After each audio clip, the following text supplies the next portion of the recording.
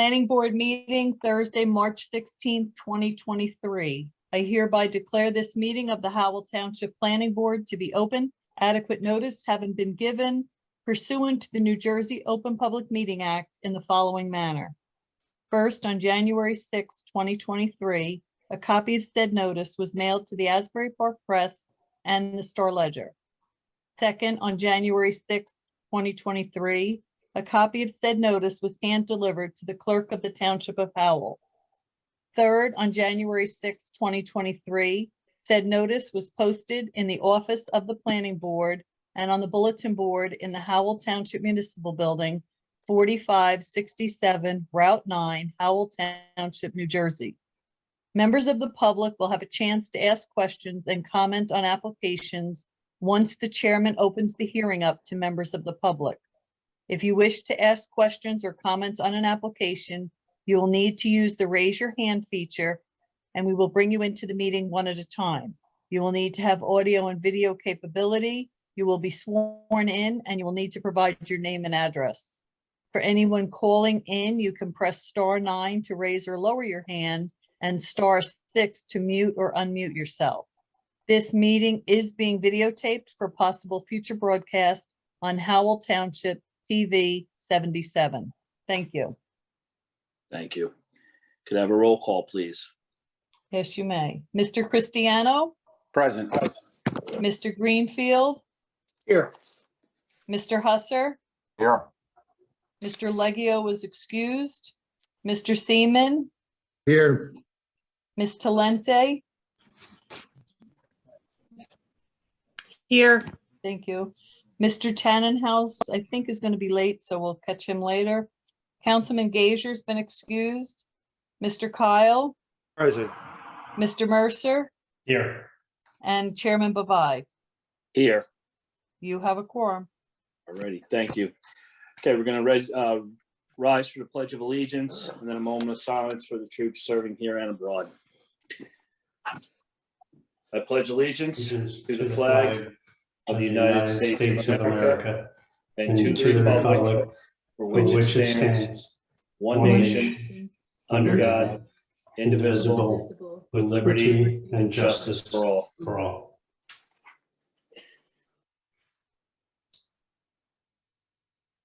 Alrighty. Okay. So do we have any minutes? I have no minutes this evening. Okay. Any vouchers? I have no vouchers this evening. Any correspondence? I do have correspondence. Hold on one second. Shari got kicked out.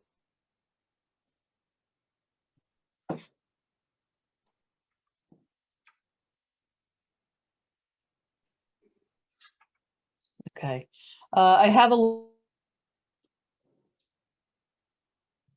RHW Property LLC on Victory Road. He asked that the application be carried from tonight's hearing to April 13th, 2023, and he granted an extension of time through that evening. And he asked that it be carried with no further notice.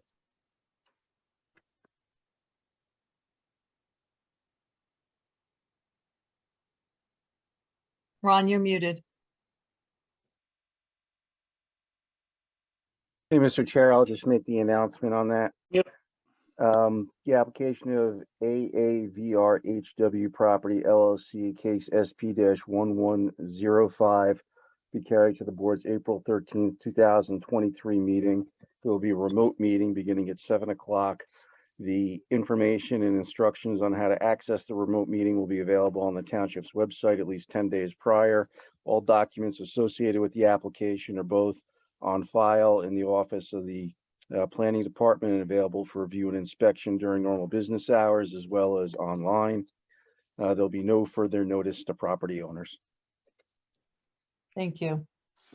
I also sent out 2 ordinances that were introduced by the council at their last meeting, and they're scheduled for a public hearing and adoption at the next meeting. It's ordinance 23-6, which supplements section 188-77 entitled Highway Development Zone to include self-storage facilities as a permitted use. and 23-7 entitled Definitions and Rules of General Applicability of the Revised General Ordinances of the Township of Howell, identifying, I believe, what a self-storage facility is. And the board needs to comment on consistency with the master plan. So, Mr. Chair, if I might, I reviewed both. And even though they weren't specifically identified within the recent master plan, I would say they're absolutely consistent with the master plan agenda and therefore consistent with the master plan, both of the ordinances. Did anybody from the board have any comment? I think it's smart to include it. Honestly, it's a very, as far as commercial real estate goes, that's the kind of property people want now. They want to use it for that. So it's a good idea. Yeah, I don't disagree.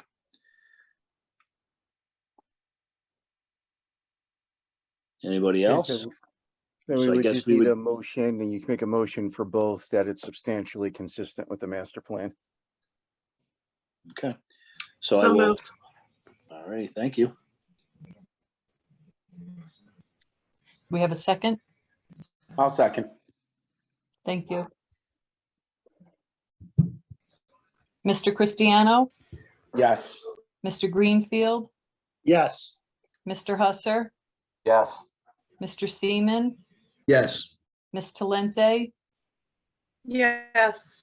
Mr. Tannenhouse. Oh, he's not here. I'm sorry. Mr. Kyle, Yes. Mr. Mercer, Yes. and Chairman Bavai. Yes. Motion carries. Thank you. Thank And you. that's all the correspondence I have. Okay. No resolutions either, correct? Just We have No. 5 resolutions. oh, Yeah. yeah, okay. Let me refresh that. Do you need me to read them off or you're all right? No, if you don't, you can read them off if you don't mind. Okay.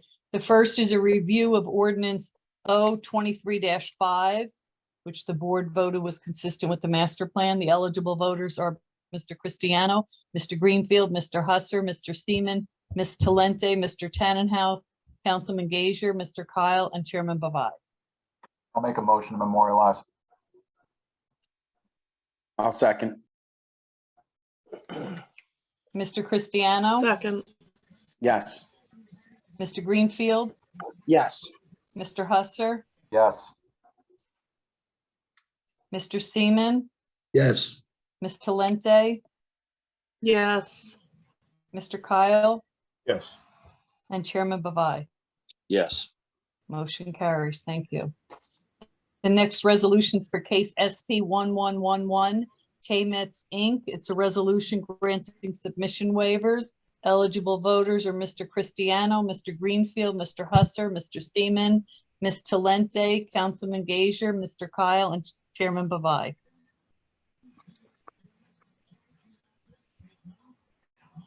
I'll make motion. Second. Mr. Cristiano, Yes. Mr. Greenfield, Yes. Mr. Husser, Yes.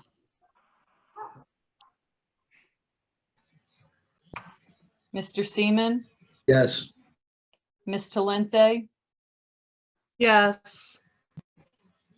Mr. Kyle, Yes. and Chairman Bavai. Yes. Motion carries. The next resolution is for case number SP 1096, 3 Puglisi Brothers, Inc. It's a resolution granting preliminary and final major site plan.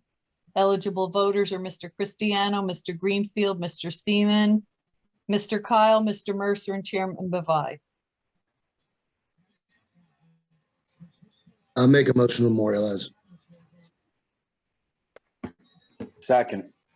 Thank you. Mr. Cristiano, Yes. Mr. Greenfield, Yes. Mr. Seaman, Yes. Mr. Kyle, Yes. Mr. Mercer, Yes. and Chairman Bavai. Yes. Motion carries. Thank you. Next one is for case number SP 1078A, New Horizon Properties LLC. It's a resolution granting submission waivers. Eligible voters are Mr. Cristiano, Mr. Greenfield, Mr. Husser, Mr. Seaman, Ms. Talente, Mr. Tannenhouse, Mr. Mercer, and Chairman Bavai. Make a motion to memorialize. Second, Second. Mr. Cristiano, Yes. Mr. Greenfield, Yes. Mr. Husser, Yes. Mr. Seaman, yes, Ms. Talente, Yes. Mr. Mercer, Yes. and Chairman Bavai. Yes. Motion carries.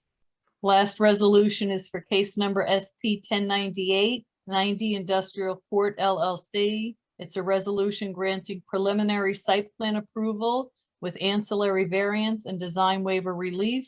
Eligible voters are Mr. Cristiano, Mr. Greenfield, Mr. Seaman, Ms. Talente, Mr. Kyle, Mr. Mercer, and Chairman Bavai.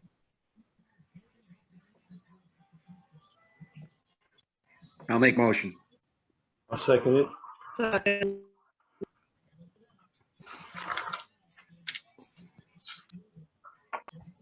Mr. Cristiano, Yes. Mr. Greenfield, Yes.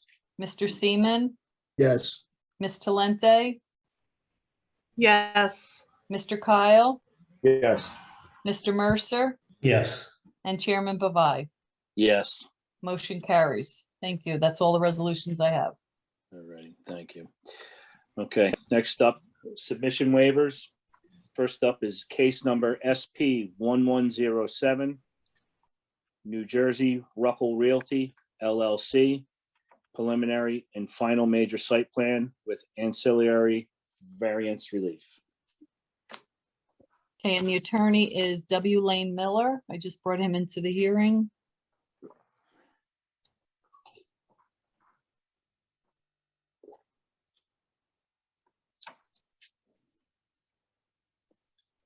Hey, Miller. Good evening, you members just of the wanna board. enter your appearance? W. Lane Miller on behalf of the applicant NJ Ruckel Realty. Okay, Mr. Miller, what we normally do is we turn it over to our board engineer to see if she has any objections to any of the requested submission waivers. So unless you have something that you want to add before we get started, if it's okay, we'll just do that.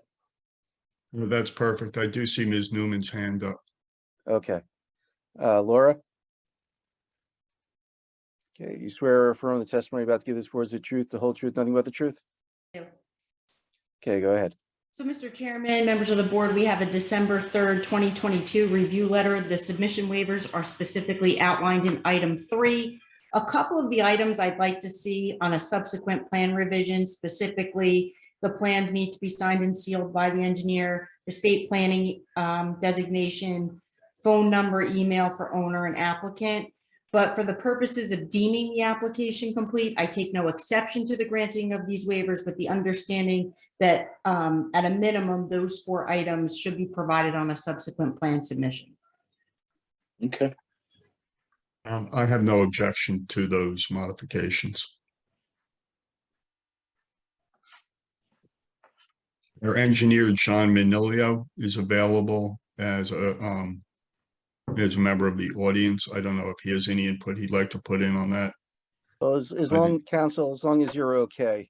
I'm okay. With that, we could take a vote, Mr. Chairman. okay. Need a motion? I'll make a motion To approve. to approve. Okay. I'll second. Mr. Cristiano, Yes. Mr. Greenfield, Yes. Mr. Husser, Yes. Mr. Seaman, yes, Ms. Talente, Yes. Mr. Kyle, Yes. Mr. Mercer, Yes. and Chairman Bavai. Yes. Motion carries. Thank you. Thank you. Appreciate the time, members of the board. Have a good evening. Thank You you, you too. Okay, next case, case number SP 1108, Howell Crossing LLC, preliminary and final major site plan. That's Mr. Alfieri's case. Good evening, Salvatore Alfieri of Cleary, Jacoby, Alfieri, and Jacobs. I'm here on behalf of the applicant, Howell Crossing LLC. I also have our professional here, if need be, to answer any questions from the board. Okay, Laura, do you swear or affirm the testimony you're about to give this board is the truth, the whole truth, nothing but the truth? I do. Okay, go ahead. So, Mr. Chairman, members of the board, similarly, we have a February 27th, 2023 review letter against submission waivers outlined in item 3. My office has had the opportunity to speak to the applicant's engineer, specifically noting that item 14, 45, 46, and 60 have all been supplied. They also will be providing 43 and 47. So those are just temporary waivers at this time. So given the nature of the balance of the waivers requested, I take no exception to the granting of these waivers to deem the application complete. Okay, thank you. No objection from the applicant on that. Thank you. Okay, thank you. So then I will entertain a motion. I'll make a motion.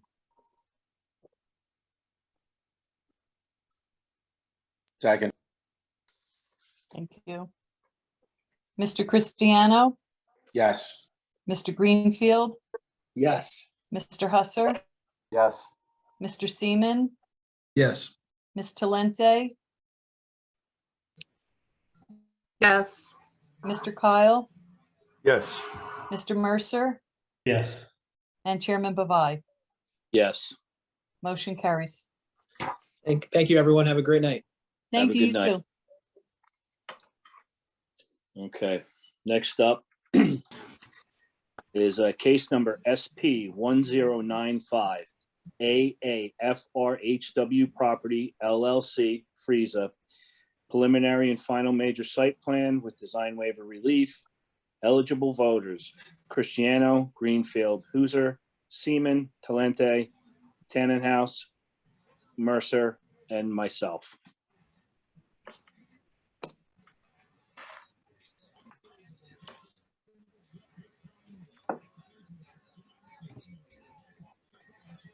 Hey, Mr. Giannetti, we'll turn it over to you. I'm just getting everybody. I think Okay. everybody. Oh. I have Sean Nager, Paul Latham, Jeremy Lang. You need Thomas Effendorf, Effenord.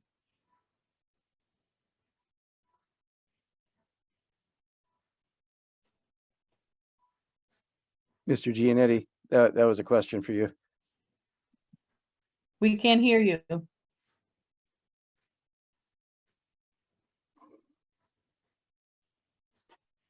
Can you hear me? Yes. This is Jeremy Lang. Yes, we do need Tom. Okay, And also And I Mike also- Morris. okay, hold on, Mike. You now? And I have Yeah, Tung we Toe can hear you Lamb. now, Craig. All right, sorry about that. Anybody else, Jeremy? Dan DeSario will be coming on, so I told him to text me when he's on it, and then I'll let you know to bring him on. Perfect, But I think this is our cast of players for now. Thank you. thank you. So good evening, Chairman, members of the board, Craig Genetti, the law firm Day Pitney, on behalf of the applicant AAFRHW Property LLC. This is a continued application for preliminary and final major site plan approval for property located on Fairfield Road, block 177, lot 8.01. The subject property is in the SED Special Economic District Zone, approximately 45 acres in size. As the board may recall, we presented before you on February 2nd. It was carried tonight without further notice. The application is proposing or construct 2 one-story warehouse buildings on the subject property with office space in each. As we presented at the last meeting, the application is fully conforming to the township land use ordinance and does not require any variance or waiver relief.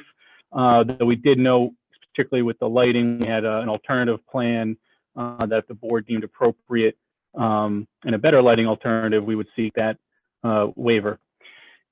At the last meeting, we presented the direct testimony of Jeremy Lang from the applicant, as well as Tung To Lam, the civil engineer with Bowler Engineering. And we presented the traffic testimony of Dan Desario to address, the application and the proposed operations on the site.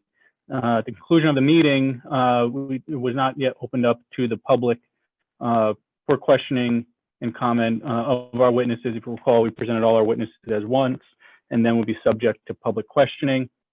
At that meeting, the board had some questions related to internal site circulation. So since that time, we did submit a revised truck turning exhibit, which has been marked A66, which we have Jeremy Lang here to testify this evening, and I'll also be prepared to address the updated review letter received from the board engineer dated March 10th, 2023. So unless there's any housekeeping questions of me, I'd like to call my first witness, Jeremy Lang. Okay. Hey, Mr. Lang, you were previously sworn. I remind you remain under oath. Yes. Can you hear me okay? Yes. Yep, we can, Jeremy, thank you. Excellent. So Mr. Lang, if you can, since the last meeting, based upon some of the questions we received from the board, if you can just identify, what we looked at in the updated exhibit we submitted. Certainly. So we're going to share that exhibit. Do we have Paul? Here we go. Paul's doing it now. Yep. Perfect. All right. And then Paul, if you could zoom in, maybe we'll start in the northwest corner.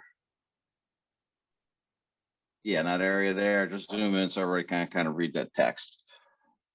All right, so we did a couple things here at the northwest driveway. We added some signage, both outward facing toward Fairfield and internally facing. The outward facing signage is meant to direct trucks to the appropriate warehouse. So it's wayfinding signage for trucks that are coming to the site.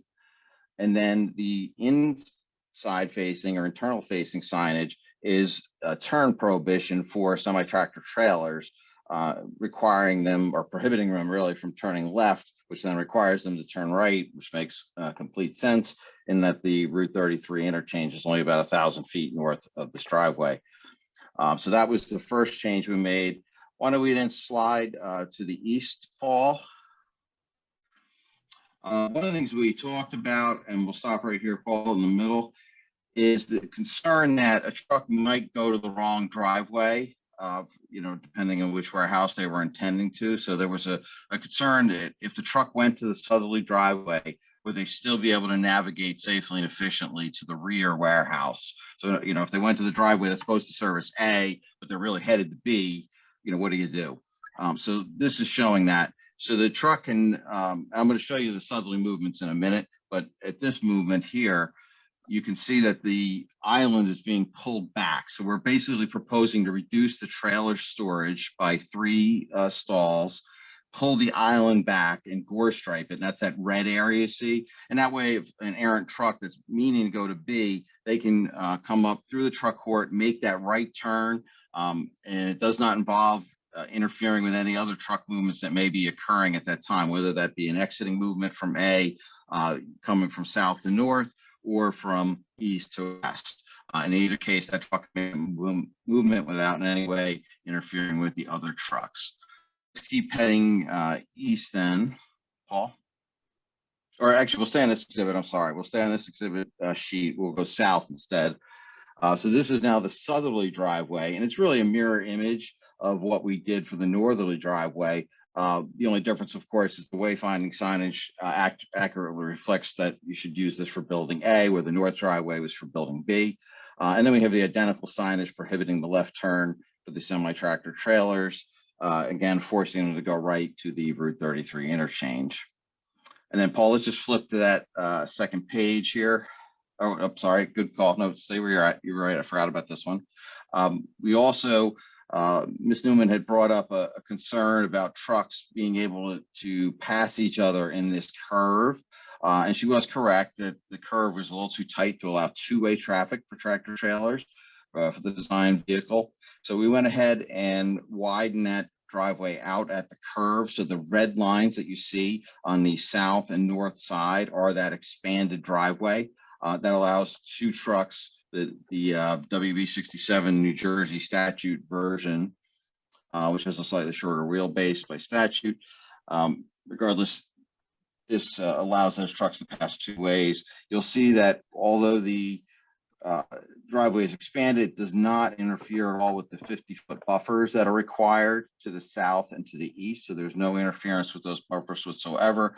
It does clip one of the existing stormwater basins, so that will be adjusted as a condition of approval. And we did verify there is plenty of available area left on the site in order to deal with that stormwater and still meet all of the requirements of both the Howell Township ordinance and the state code. So now we're going to go to the other exhibit page, and I'll show you the last change we made. And this is over in the northeasterly corner of building B, similar to what we just looked at the southeasterly corner of building A. We're now looking at a similar situation here.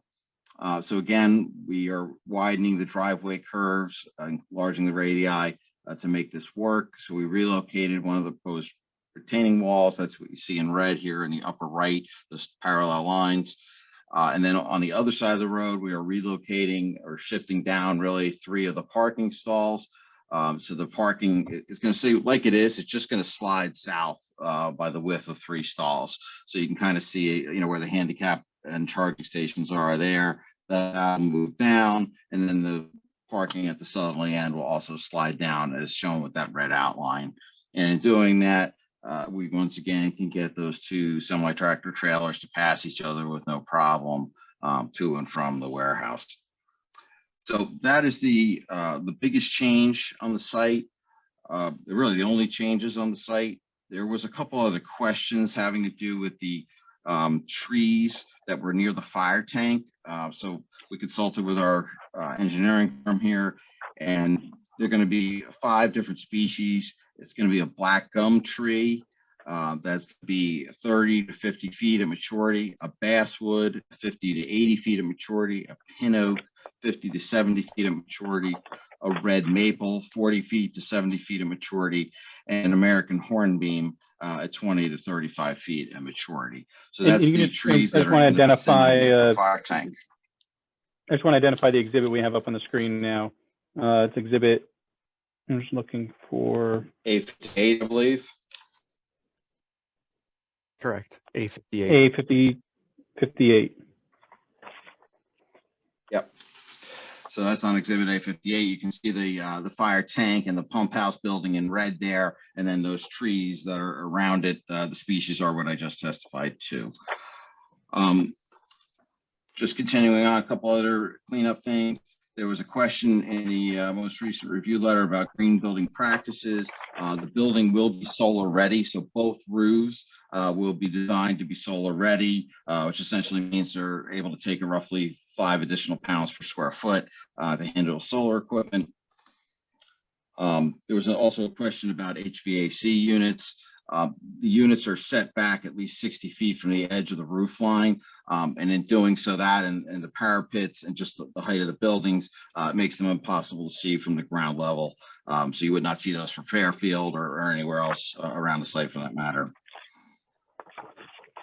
And then there was a question regarding the performance standards in Article 4, standards of performance in the ordinance. And it is the applicant's intent to comply with the ordinance in terms of things like noise, glare, pollutants, waste, flammable, hazardous materials, etc.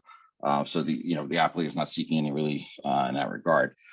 So that concludes my direct testimony. And Craig, I'll turn it back over to you. Sure. Thank you, Jeremy. I guess if any of the board as professionals have any questions with respect to Mr. Lang's testimony or the updated exhibit. The only thing I just want to clarify, there were 3 minor things in our report that I couldn't remember if we had confirmed last time, so maybe more for the board members. We talked about the lighting plan, one being fully compliant and then the alternate complying with IES standards. Again, it is my recommendation, and we can certainly ask Shari, but that we go with the plan that complies with IES and grant the design waiver from 188-22. As was noted by Mr. Lang, as a result of these modifications to the turnings, and that was specifically, I think, why we had carried them. We asked them to look at it. We had concern about vehicular mobility, specifically for trucks. There are some minor modifications that'll be needed to be made to the plan. And then the other item is actually the foundation landscaping, I'll call it. And again, I think if you remember last time, they had a fully compliant plan which showed it. I believe I expressed concerns at the last hearing. I know Jen has echoed them on similar cases, that we really don't want to put landscaping against the building. There's no good way to maintain it. So again, should the board see fit to go with those recommendations to actually remove it, there would be waiver relief required from 188-106G. And the only other thing I would ask, and Jeremy, I think you can answer it. I don't think I need Sung to answer it. We had some very minor technical comments. I think it was like 6 or 7 comments. I'm assuming you guys agree to comply with those. Yes, I have reviewed those with Tung Toe and we are able to comply. That's all I have at this time, Mr. Chairman. Okay, thank you. Looks like Mr. Chen has a. Yes, I do. I do have a question about the turning template. There was something written on the top that I couldn't see, so I'd like to ask a question about that. Sure, Paul, maybe we can put that Sure, back up. Paul. Yeah, This is A66. and again, we're looking at A66. Okay, so you mentioned that there were signs that were facing outward and facing inward. Could you zoom in on that to verify that? Yep. Okay, so the no left turn is facing inward and the trucks enter here is facing outward. Okay, it was hard to see that little dot of the signpost. That's why I had to clarify. Okay. And Very good. and can I ask one more question? It's the same thing on the southern side where you had the other entrance. I think it was on the other sheet. Yes. The only difference is these signs on the southerly side would direct you to building A, which is the front building. The signs on the north side would direct you to building B, which is the rear building. Okay. Thank you for answering my questions. I have no further questions, Mr. Chairman. Okay, thank you. Does anybody from the board have any questions?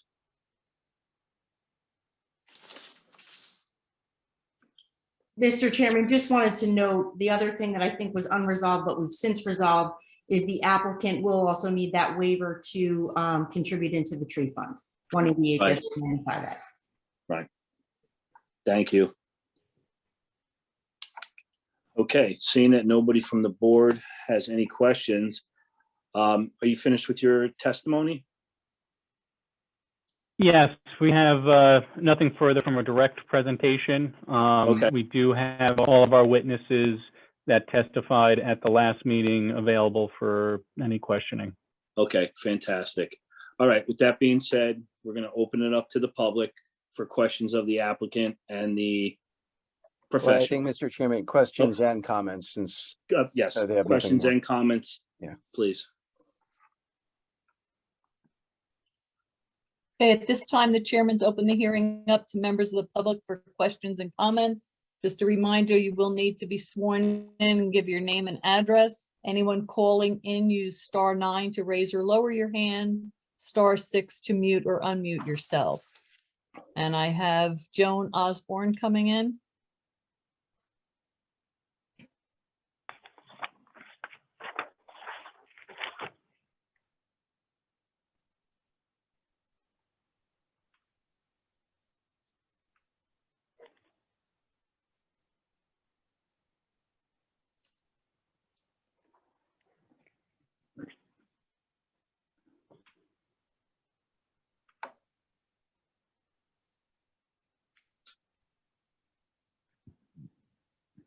Gary, do you swear or affirm the testimony you're about to give this board is the truth, the whole truth, and nothing but the truth?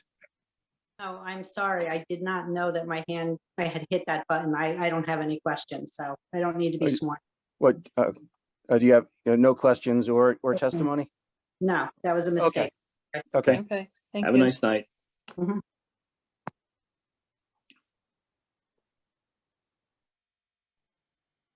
The next person is MJG.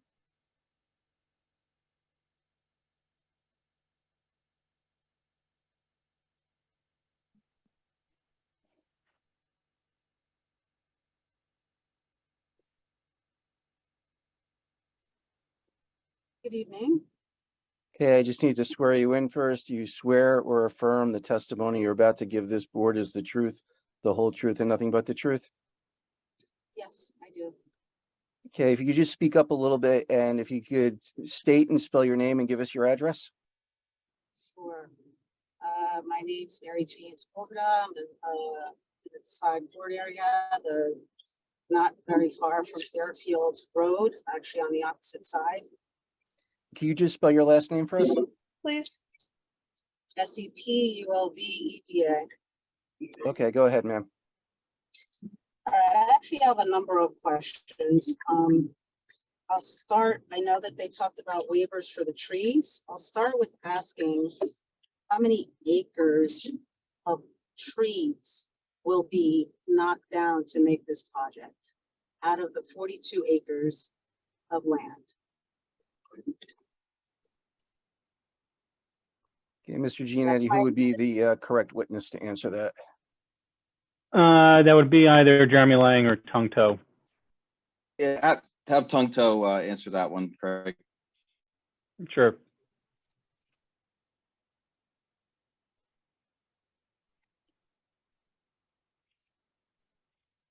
Okay, Mr. Lamb, I just remind you, remain under oath. Go ahead. Yes, sir. Just looking up the information right now.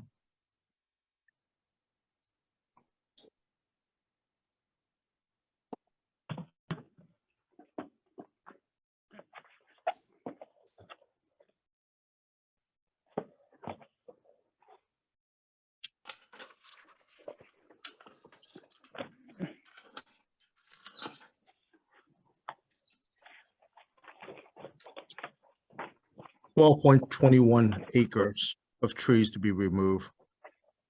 12.21. So my other question, and this might be more to the board, and I apologize, I actually didn't say hello to everyone. On Well, board. just ma'am, the questions are for those who have testified. So it's either for the applicants, professionals, or the board's professionals. Okay, so my other question, I have numerous questions. My other question would be, what are the hours of operation that are intended for this site? So this is Jeremy Lang, Director of Operations of Active Acquisitions. This may be a 24-hour-a-day operation, 7 days a week. We don't have an antenna yet, so I don't know for sure exactly what their operations will be, but it is designed to be a 24/7 operation. I will tell you though, typically it's the first shift that is most intense, and then the second and third shift. Third shift is usually just a maintenance crew, but it is 24/7 operation. Wow.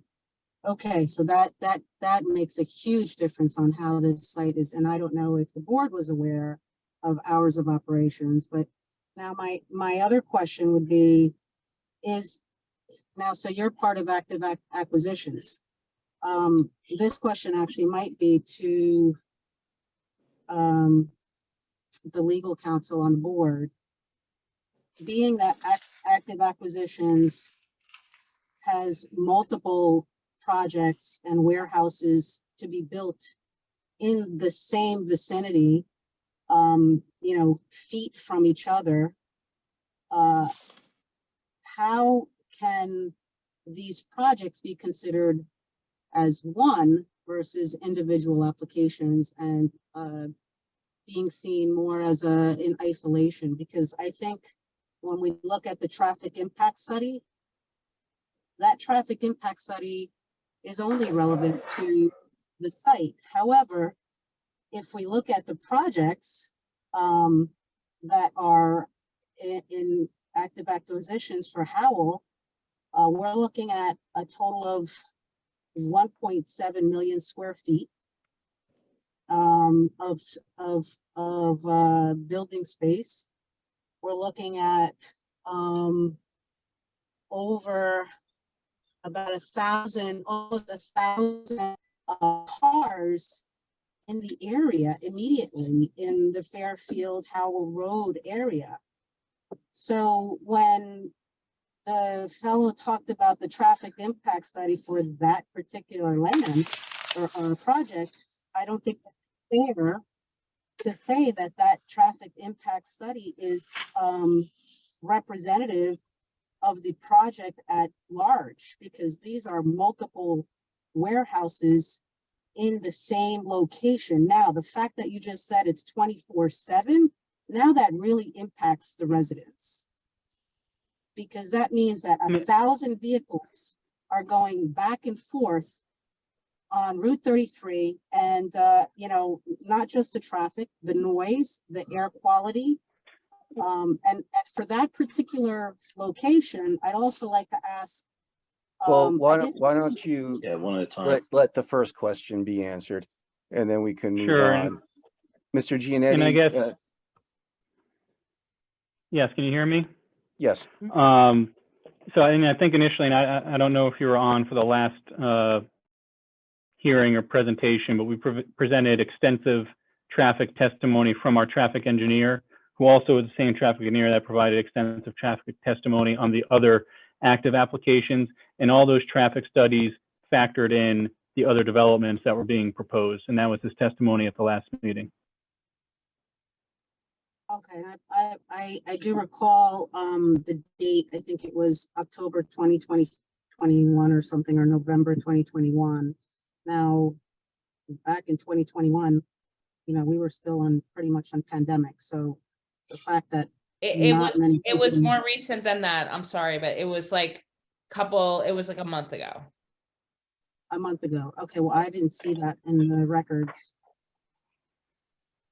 Is that on the, are those documents available to the public? Because I didn't see that in any of the documents. I only saw the traffic impact study from 2021. Craig? Yeah, it should be in the record. I'm looking for the exhibit number.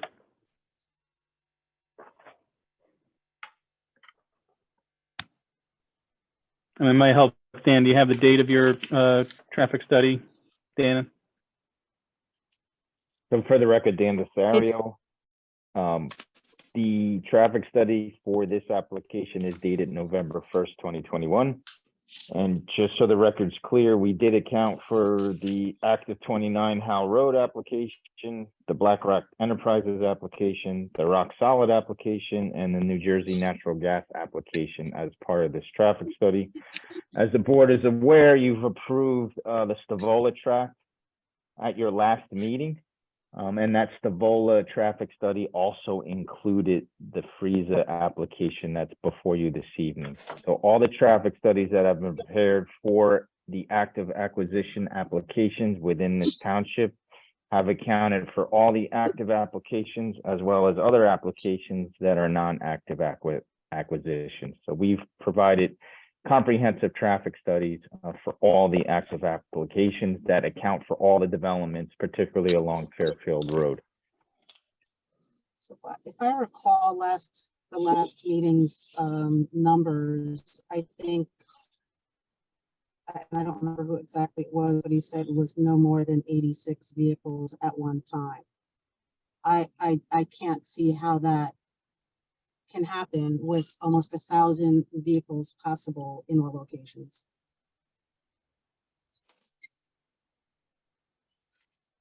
And maybe that's for you, Dan, but I believe maybe those vehicles were talking about levels of service and leaving the site. So just so the record's clear, as it relates to the application that's before the board this evening, during a single hour between 7 and 9 in the morning, 70 vehicles would come in and 35 would exit for a total two-way of 105 trips. And a single hour between 4 and 6 in the evening, 28 would come in, 88 would exit for a total two-way of 116 two-way trips. And again, as I testified to previously, most jurisdictions consider applications or land development proposals that generate 100 or less trips as insignificant traffic generators. Admittedly, we are slightly above that, but as our traffic study, again dated November 1st, 2021, points out, all the intersections that we've analyzed along the Fairfield Road corridor operate efficiently and will continue to do so with this application if the board so chooses to approve it.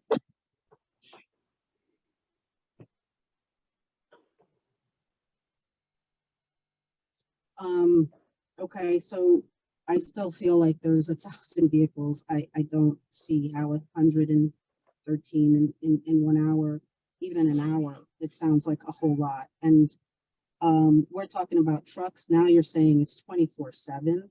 So I would imagine that a lot of the vehicles will be, there's going to be a lot of traffic all over at all times, maybe heavier at certain times, but there's going to be traffic all over. So I'm also wondering, knowing how loading and unloading trucks, where are people, where are these trucks supposed to be waiting while they're waiting for their turn, to dock or undock now. And then you're going to have idling of all of these trucks as they're waiting. So I think, to me, there's a whole lot of concerns here. Never mind the noise. But a lot of concerns on all that traffic. And that's really only one of my concerns, one of my questions. So I would ask the board to really reconsider approval of anything related to this at the moment, because I don't think that it's really representative of everything. If it's a 24/7 operation with trucks going in and out, is that the same? Is the like, for example, an environmental impact study, is it the same for a business that has a 9 to 5 versus a 24/7 operation where constant traffic is moving back and forth? And then I think, so that's a question to the board. I mean, honestly, I don't think that it's right and fair for the board to look at these projects in isolation. These projects should be viewed in totality and really look at the impact of the residential areas, because right now trying to come get across to my neighborhood from Fairfield Road is sometimes impossible, because that road, that traffic light takes forever to change. And it's also a very dangerous area there to cross and make a left, whether you're going to 33 towards the cabin or 33 towards Wawa from Fairfield Road. It's a dangerous little intersection there. So I can't even imagine what that traffic is going to be like with all of those warehouses, all of those trucks coming in and out. I think it's very unfair, and I would ask respectfully that the board reconsider. My other question I have, are these all connected, and will there be some kind of distribution center with one owner in mind? Well, the answer to that is no, these are not distribution centers. And what exactly are they then? They're warehouses. Okay, and their warehouses for, I mean, you have 24/7 going back and forth. So what kind of businesses are running 24/7 traffic? The vast majority of warehousing is a 24/7 operation. That is not at all uncommon or remarkable. Right, but I guess I'm just trying to understand what's the intended use of these warehouses? They're warehouses. That's the use. I mean, there's no other explanation. That's fine. That's fine. Okay. Now, on this particular property, there's wetlands.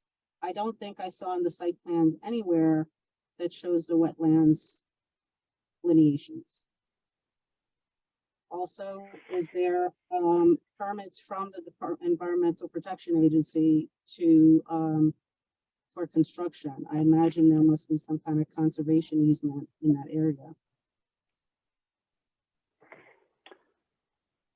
Again, this was, Address that, Craig?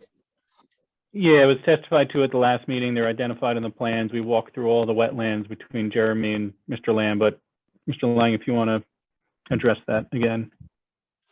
So just real quick in summary, the DEP, Department of Environmental Protection of the state, has issued a letter of interpretation verifying the wetland delineation, which is in fact shown on the site plan set. The required permitting from the DEP is pending. In fact, we're pretty close to getting that. We've gotten rounds of comments from them, so we're expecting this in the near future.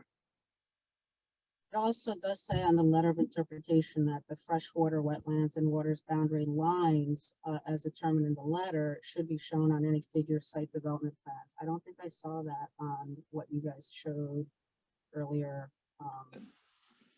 showing the site. They are on the site plans that are filed. They're delineated. Okay.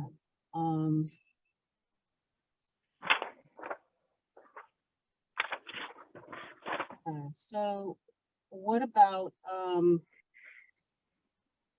air and noise pollution as a result of the truck? What kind of studies are being conducted that these are safe? That whatever business is there and the truck, that the fumes and from the constant traffic. Well, I guess Mr. Lang can address some of that, but from a noise standpoint, we're going to have to comply with the state requirements on noise emanating from the property, just like any other business. Well, And in a similar vein, the trucks are regulated, as far as their emissions and so forth. So they again will have to comply with all state and federal emission requirements.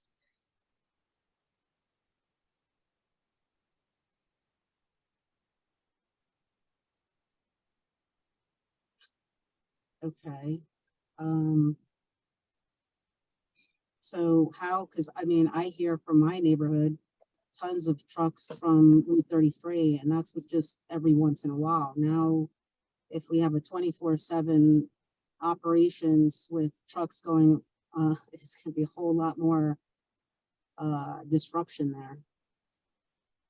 I guess I would ask in terms of the town, what kind of ordinances are there for a 24/7 operation? So I'll answer you. There's a noise ordinance. It's actually a state noise ordinance that is enforced by the county, and it's perpetual noise at a certain decibel level, depending upon the time of day.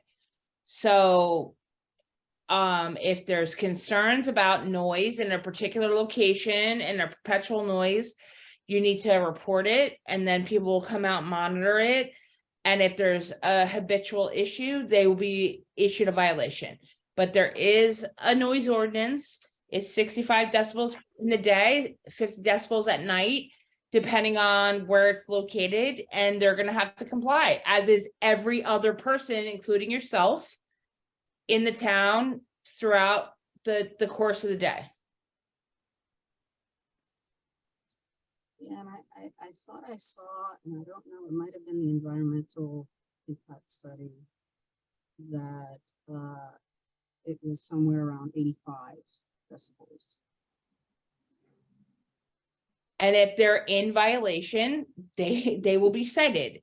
It's 65 decibels perpetually. It's not in an instant. It has to be for a prolonged period of time. Same at night, 50 decibels for a prolonged period of time. So if it's for 5 seconds, that does not violate the noise ordinance, but they're going to have to comply with the noise ordinance as would any other property owner within the township. Okay, so, and then I guess in terms of, this is more a question to the town in terms of like your master plan for conservation, 12 acres of woodlands and wetlands doesn't really sound like. So the township has done multiple master plans. This particular piece of property has not been identified as being preserved. It's privately owned. It's being presented tonight for development. And therefore, you know, we as a planning board are, you know, obligated to review applications that come before us. We do not have the opportunity to say, nope, we don't like this. We'd rather have it be preserved. That's not our jurisdiction. So this is a piece of property that's available for development, and we're here to review the development application. And also there was a reference not only to the trees, but to wetlands. There is no proposal here tonight, correct me if I'm wrong, Mr. Giannetti, to do anything with the wetlands. The wetlands are being preserved and there's a buffer beyond the wetlands. Correct. And with respect to the tree clearing, as testified to at the last meeting, we've discussed with the town and are seeking the waiver, but complying with the ordinance of planting the trees elsewhere in the town on town property. You're seeking a financial contribution, I believe, after everything was said and done, and we followed up with all parties. There hasn't been an area, I don't think, that's been delineated where you're going to be planting trees. So I think it's a financial contribution. No, I believe, and we even got a letter from the zoning officer. I think Ron's correct.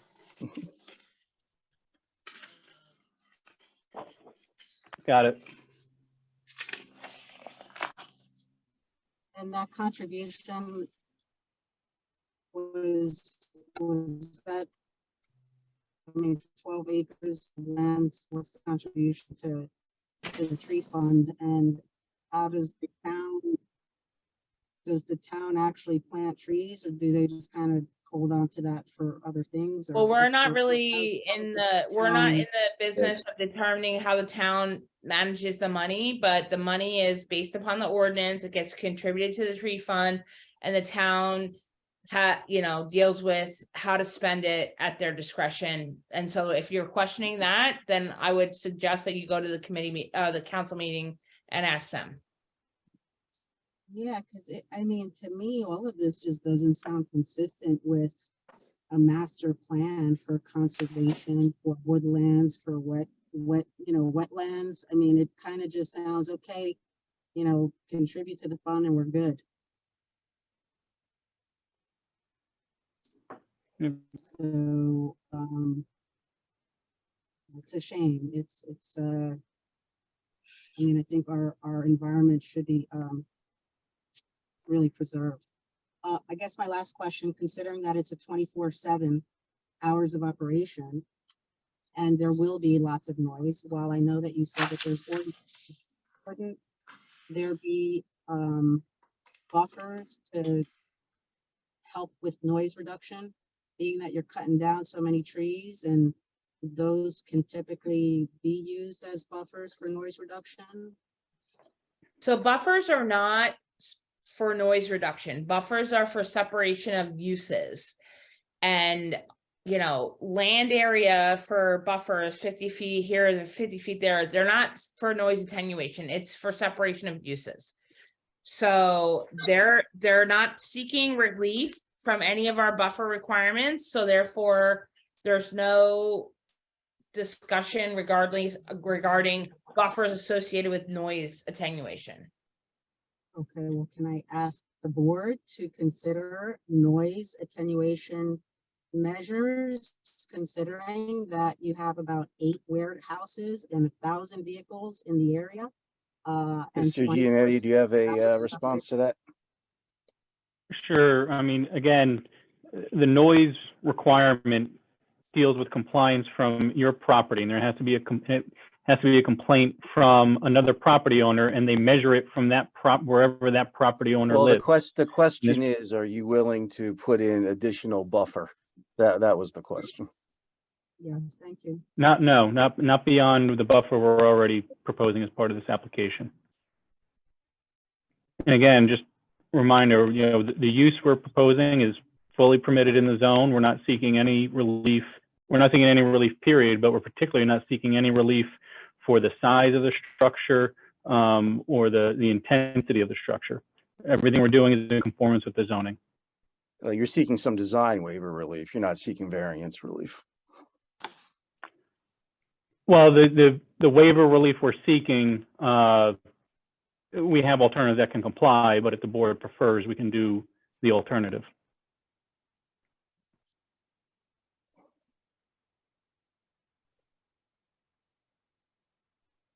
Did you have any more questions or?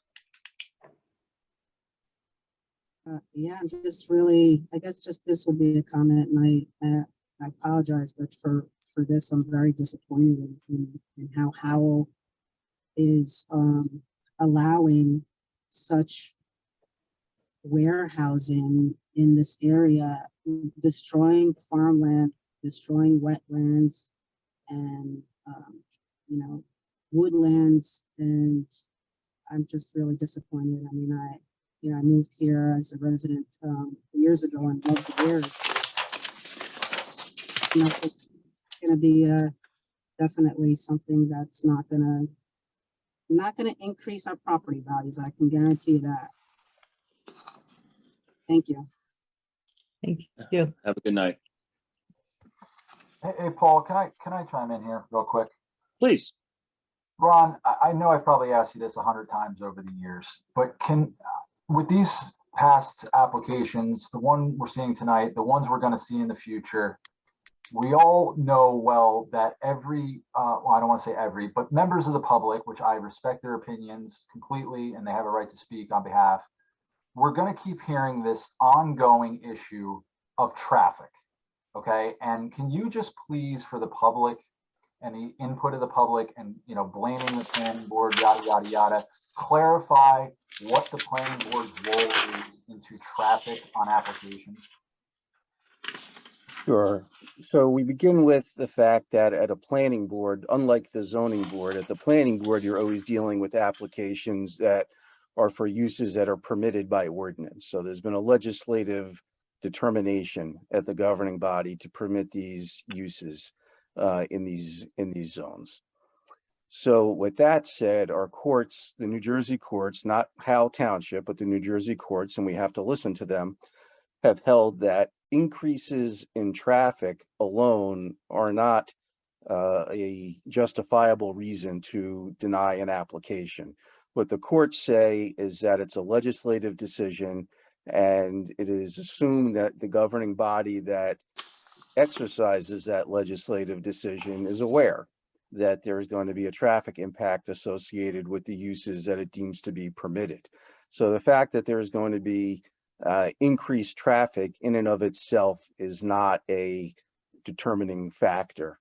A board can, however, look at ingress and egress. That's how you get in and out of a site to determine whether that is safe or not. And certainly that is something, even if a use is permitted, that a board can deny an application based upon. But even in that instance, there are situations where applications or sites are located on county roads or state highways where those jurisdictions have primary ability to weigh in on those issues.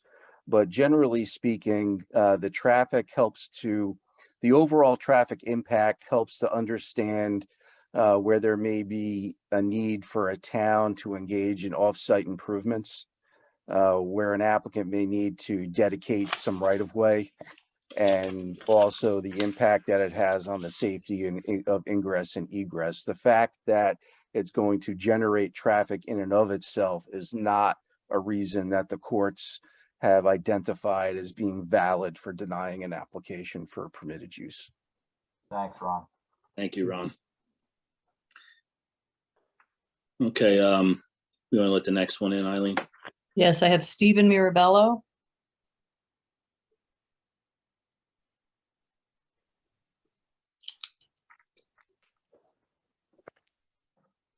I don't know why he's not coming in.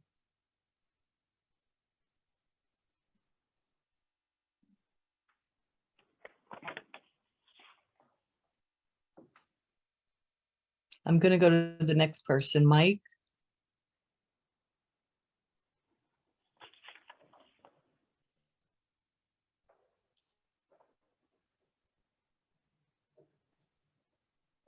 Yeah, you just have to unmute yourself.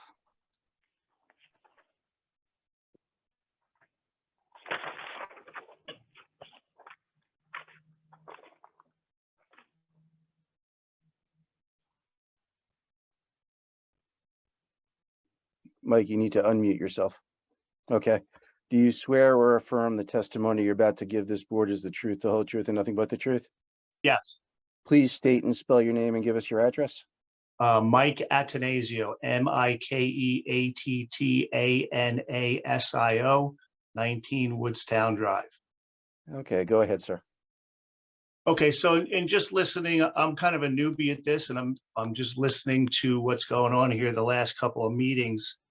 I have a few concerns living in the area. Obviously, traffic is one of them, but what we fail here in the last two meetings about this is not only the effect of some of the biggest probably tractor trailers that are on roads these days, but now we're also talking about railroad cars coming through here at any given time. And I'm looking to find out some information if any of the railroad traffic is used in conjunction with any type of traffic studies regarding these projects, if anybody can help me with that.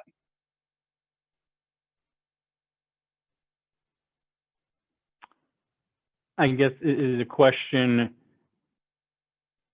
I guess I'm not sure I fully understand the question. If there's an increase in railroad traffic in Howell? So on Howell Road, which passes through Fairfield Road, there's obviously railroad tracks that are being built for railroad traffic. I don't know, when that's supposed to be done, but that will also affect traffic that comes off of Route 33 and goes up Howell Road, and how it affects people coming on and off the roads in this particular area. So you're talking about two significant changes in traffic happening at about the same time in an area where you have roads here that, number one, are not meant for 50 miles an hour. Number two, now you're talking about, I think the number was 500 tractor trailers a day, and who knows how many railroad cars coming through here a day. So are those two things taken into consideration when a traffic study is being done for these warehouses?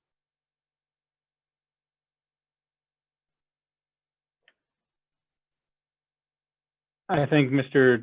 Desario, as to the truck traffic, that's obviously considered, and he's testified at length as to the study and analysis as to the truck traffic. As to rail, I'm not sure how that's factored in, but Mr. Desario, if you have any thoughts?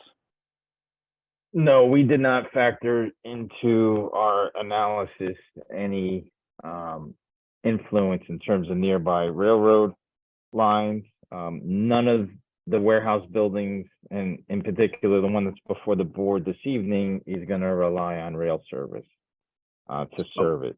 Well, I And guess all though, of- Mr. Desario, part of that question would also be, are there any grade crossings for the railroads, and would it impact your traffic analysis? And is it customary in a traffic analysis to take into account grade crossings for railroads?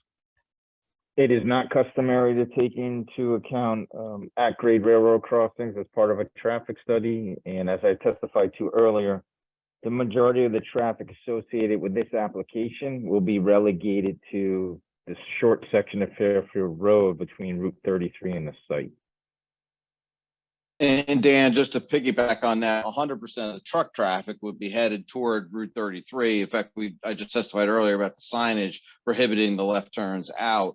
And the rail crossing on Fairfield is south of us, so it's not located between Route 33 and our site driveways.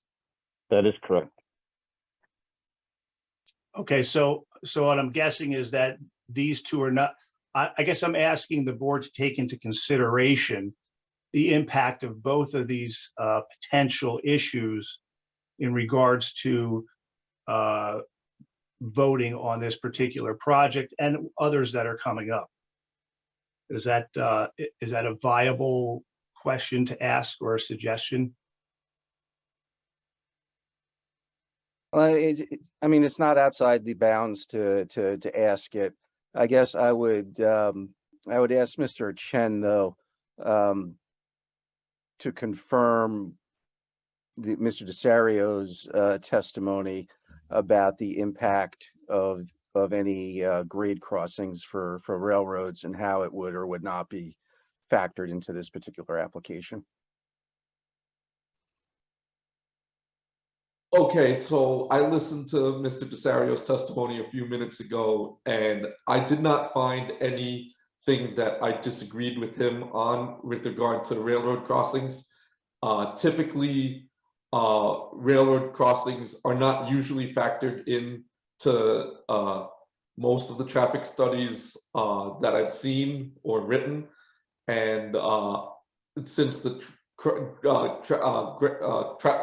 crossing in question, I believe, is south of this application, I don't see how the grade crossing there would be affected if none of the trucks are permitted to go in that direction.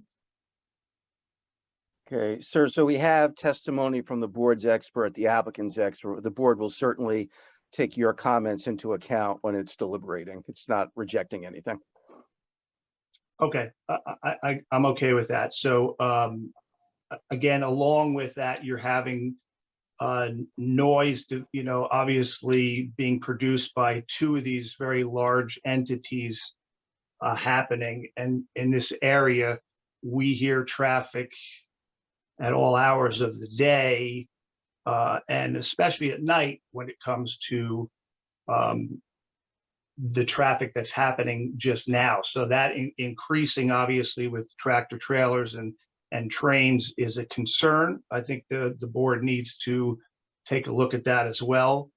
My other question is this, and this is out of lack of my own knowledge. Maybe somebody could educate myself and the public on, in light of what's happening in other areas of Howell with containers and storage, can you tell us what is going to be allowed to be stored in these facilities? Okay, Mr. Lang, why don't you, I think probably the easiest way would be to say if there are things that are excluded from storage. And the things that would be excluded would be hazardous materials in bulk. I mean, there may be like some cleaning supplies or something to keep the warehouse clean, but as far as the actual, commercial nature of it, there's not going to be a hazard material storage or something like that. This building's not designed for that. It's not designed for cold storage at the moment. That's possible. I guess that could be converted, but really it's going to be things like dry goods, could be electronics, it could be white goods, things of that nature. But I would say just not hazardous materials would be the exclusion. Okay, so I think you could understand a concern there based upon happenings around in terms of what's being stored in there. Number one, the quantity that's being stored in 1 million square feet of warehousing. And then on top of that, whatever is being rolled through here on a railroad at the same time. So I hope the board will take a look at that as well as a potential issue for people who live in this area.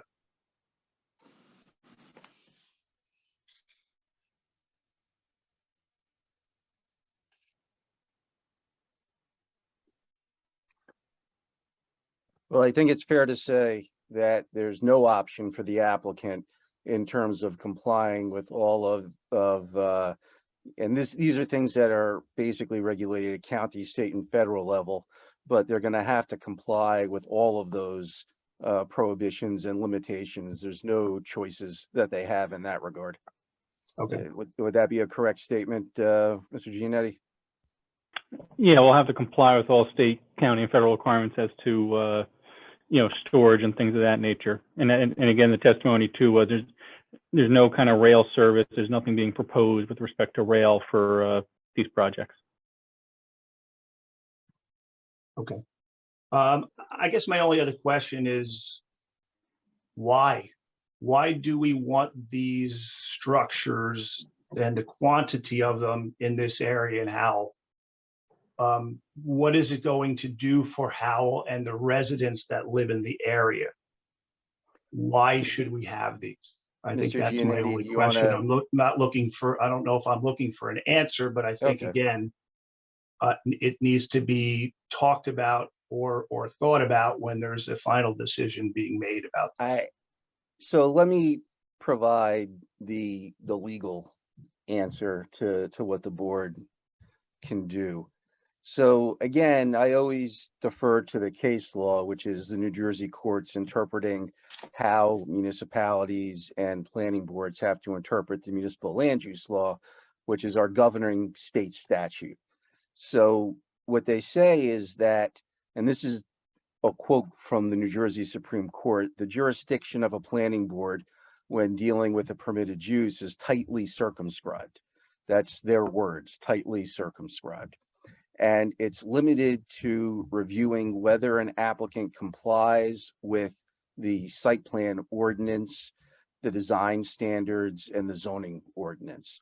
And the case law is very clear that a planning board goes well outside of its authority when it tries to determine whether a particular use should or should not be permitted. Because like I said before, the courts view that as being a legislative determination. So the limited jurisdiction that a planning board has in an application like this is, does it comply with our ordinances? And if it doesn't, should relief for those specific provisions that it does not comply with be granted? We're not permitted under the law to engage in a determination as to whether this is a good idea for the property. Okay. That's a legislative determination, and it's in our ordinance. So we can't disagree with the ordinance in terms of what's permitted. We can make sure that the ordinance is complied with, but we can't disagree with what is permitted. Okay, that educates an educated mind, as they say. I appreciate everybody's time and information. Thank you.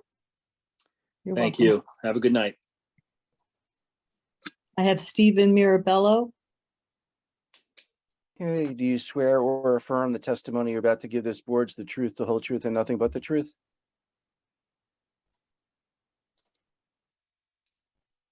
You have no volume. There's no audio. We can't hear you. Let's give Mr. Mirabella just a few moments to see if he can get his audio working.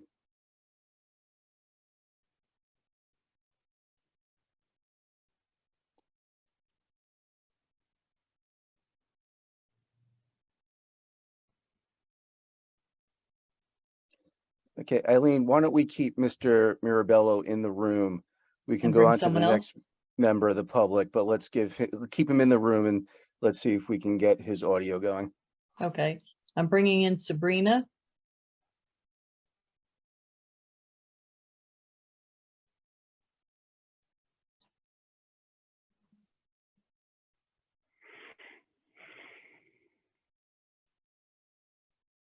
And Mr. Mirabella, if your audio starts working, feel free to interrupt us so we know. Okay, who do we bring in?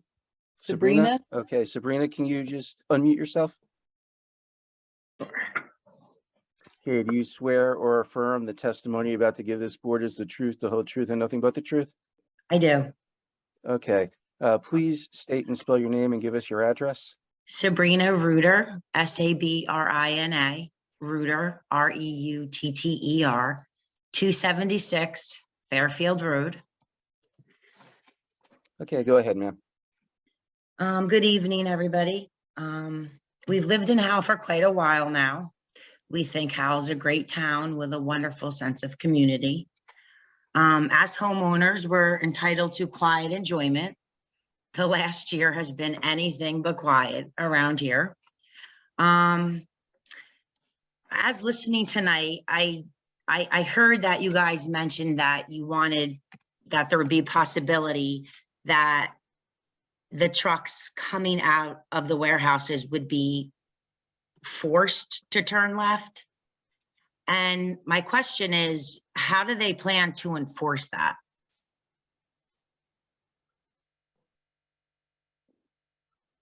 Mr. So I think our, Giannetti, yeah, the testimony was there was signage as to the no left turn and being directed towards 33.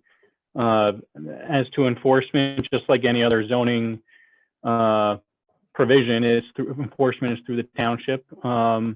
Obviously, the signage will be clear for the tenant and the operator and for the drivers as to what they can and can't do. And any violation will be subject to enforcement, whether it be, police, zoning, or otherwise.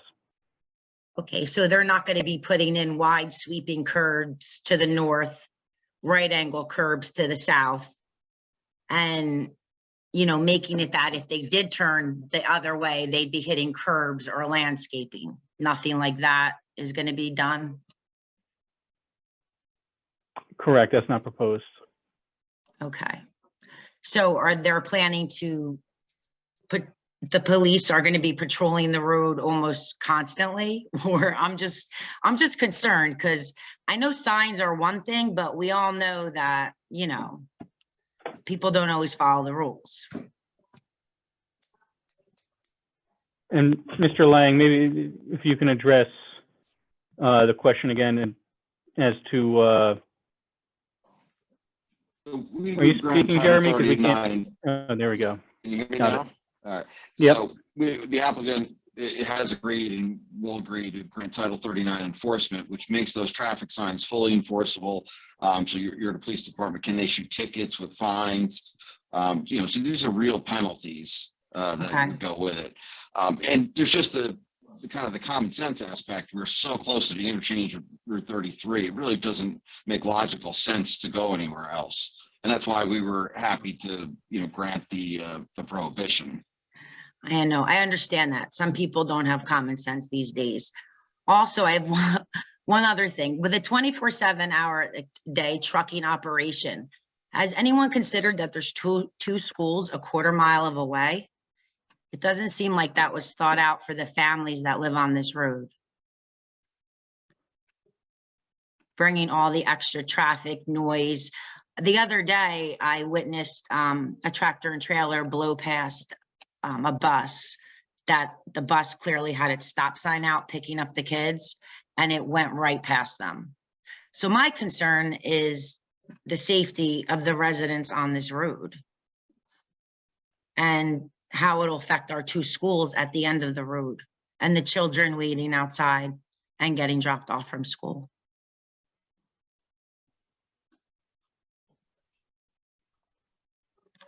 I beg the Howell board to vote no on the warehouses, on any more warehouses on this road, because there is already many, we have a lot of traffic and there's already many. We have Verizon, New Jersey Natural Gas, the approved warehouse, plus other industrial or whatever it's considered sites bringing traffic in. And has anybody thought about the schools being a quarter mile of away? I mean, that's just my main concern is I just don't want there to be a horrific accident on this road of some sort that could harm any of our families.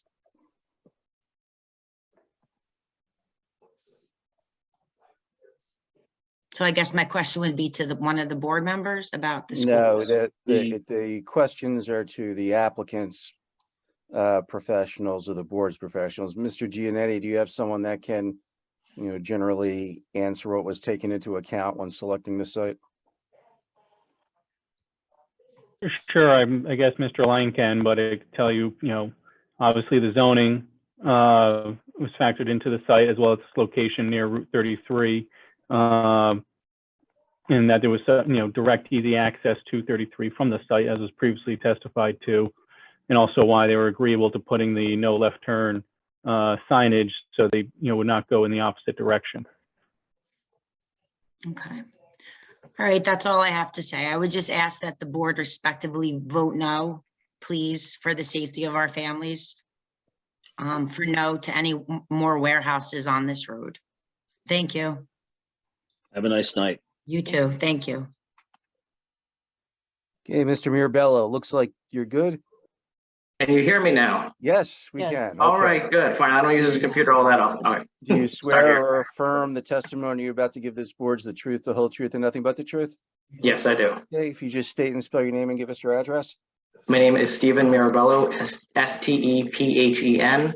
Last name Mirabello. I live at 2 Flintlock Drive. Okay, go ahead, sir. All right. My questions are regarding any environmental investigations or assessments that have occurred at the site. In reviewing the documentations that were publicly available, the last report I saw was a preliminary assessment in September of 2021. Is that the last environmental report that's been issued for the property? It's Mr. not, there Giannetti? were. Okay. Right. So, Oh, yeah, so I'm it's, sorry, or Mr. Lang, whoever. Okay, so we did do a limited site investigation as well. And long story short, there's a couple UST filings that are very old, actually. They're 20-some, close to 30 years old, I believe. And they're just going to require us to do an response action outcome, which we will engage our LSRP to do, once we hopefully get approval for the project. But other than that, there's really no other issues on the site after the full site investigation. all right. Right. So also as part of that preliminary assessment, there was another AOC that was included was for the presence of some drums that were empty or that were found on the property. Were those drums and their contents also evaluated as part of that environmental investigation, Mr. Lang? They were plastic drums. They were empty. They were actually used for floats for irrigation pond purposes. There's a state open water on the site, on the north part of the site, that was used for irrigation, and the drums were flotation for the intake. Were those, okay, so those drums were originally used at flotation from there? Were they recycled from some other purpose? Do we know what the original contents were? Or they were moved from some other property to there? They were used by the farmers flotation. They have been properly disposed of since then. They're no longer on the site. All right, so everything's been characterized and properly disposed of, it sounds like. All right. Is that other report where the RAO would be based upon? Is that publicly available for us to review? The RAO would have to be done yet. That's not done yet. Well, we would have to file. Yes, so I'm talking about the environmental investigation that showed the extents of whatever number 2 fuel oil may have been on the property. Well, nothing was found on the property with all the investigation. Mr. Lang, was there anything that you had to file with DEP regarding the removal of? We will have to file. Yeah, we will have to make a filing to get a response action outcome. And those and all DEP filings are public documents. Correct. Yeah. So, Mr. Mirabello, they're in the process of complying with all the DEP requirements as they file with DEP. There are files that are open for the project, and you would just need to file an open request with the DEP to get them. I would have to ask for the documents to view them. Yeah, They wouldn't be made. They're not made available through. No, well, this they application? are. No, they're public documents, but we have an Open Public Records Act in New Jersey. So there's a process where they just document who wants them and that they've given them to people who want them.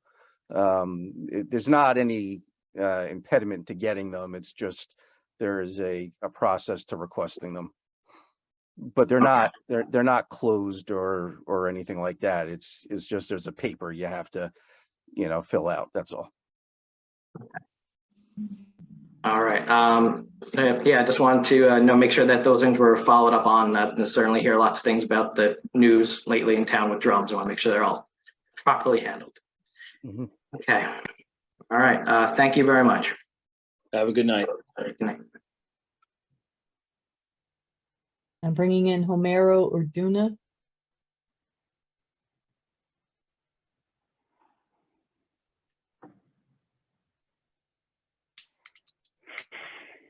Good evening. Okay, I just need to swear you in first. Do Okay, you, do you swear or affirm the testimony you're about to give this board is the truth, the whole truth, and nothing but the truth? yes, Yes. Okay, please state and spell your name and give us your address. sure. It's Juliana and Homero Orduna, Juliana, Homero, Orduna, Orduna. And we are at 353 Fairfield Road. The next. Okay, go ahead, ma'am. Yes, we are right next to Baker Road, right on south of where this warehouse is being built. We are literally 20 feet from the road. Our girls they go to Adelphia Road, so their school hours are 7:45 to 8 a.m. They get picked up from the bus. Every time we go out and wait for this bus, there's literally 10 cars from each side waiting for them to pass to get on the bus. It's a very high traffic road. And just the noise, we start hearing cars, trucks from 5 a.m. to 6 a.m. and having this, the trucks right literally next to our house. We are very concerned. We really don't have questions. It's just we're worried about this. Our girls are only 5 years old and a 7-year-old. We have another baby coming in April. So this is our forever home, and having to have this warehouse literally next to us, we're very concerned. We run a farm business. We have beehives. We have a small shop in the property. It's a 4-acre farm that we run. And since ever the company the New Jersey Natural Gas Company started, we've had a lot of deers, a lot of moles on the farm. We've actually thought about fencing the whole farm because of all these animals coming into our farm, and we're not able to produce, to have our vegetation. We have fruit trees, our flowers, and we're really trying to, live from the farm already, and then having all these animals here. This is only our 4th year being here. So it's very concerning, just seeing how much traffic it's on the road, and then having to have more cars, more trucks. I am with Sabrina that she talked about the schools and the kids, and all these cars and trucks just over speeding. So yes, we really ask to consider this approval. Ever since it started in 2021, the first notice that we got, we were very worried, that this was going to be approved. And yes, we've had a few works done on the road, so it's been very it's very rough. They patched the road, and it really doesn't help just driving to the school. We run the shop from on Fairfield Road, so whenever one side is closed, we get no customers. Crazy traffic. So yes, it's very concerning. I know Ron said that it's not, having traffic, it's not enough reason for you guys to take as to deny an approval of this kind, but yeah, but we live on the road. We're the ones that see the trucks and the cars, and so it's very rough. It's hard to be just standing outside waiting for the bus and seeing all these trucks and cars drive by.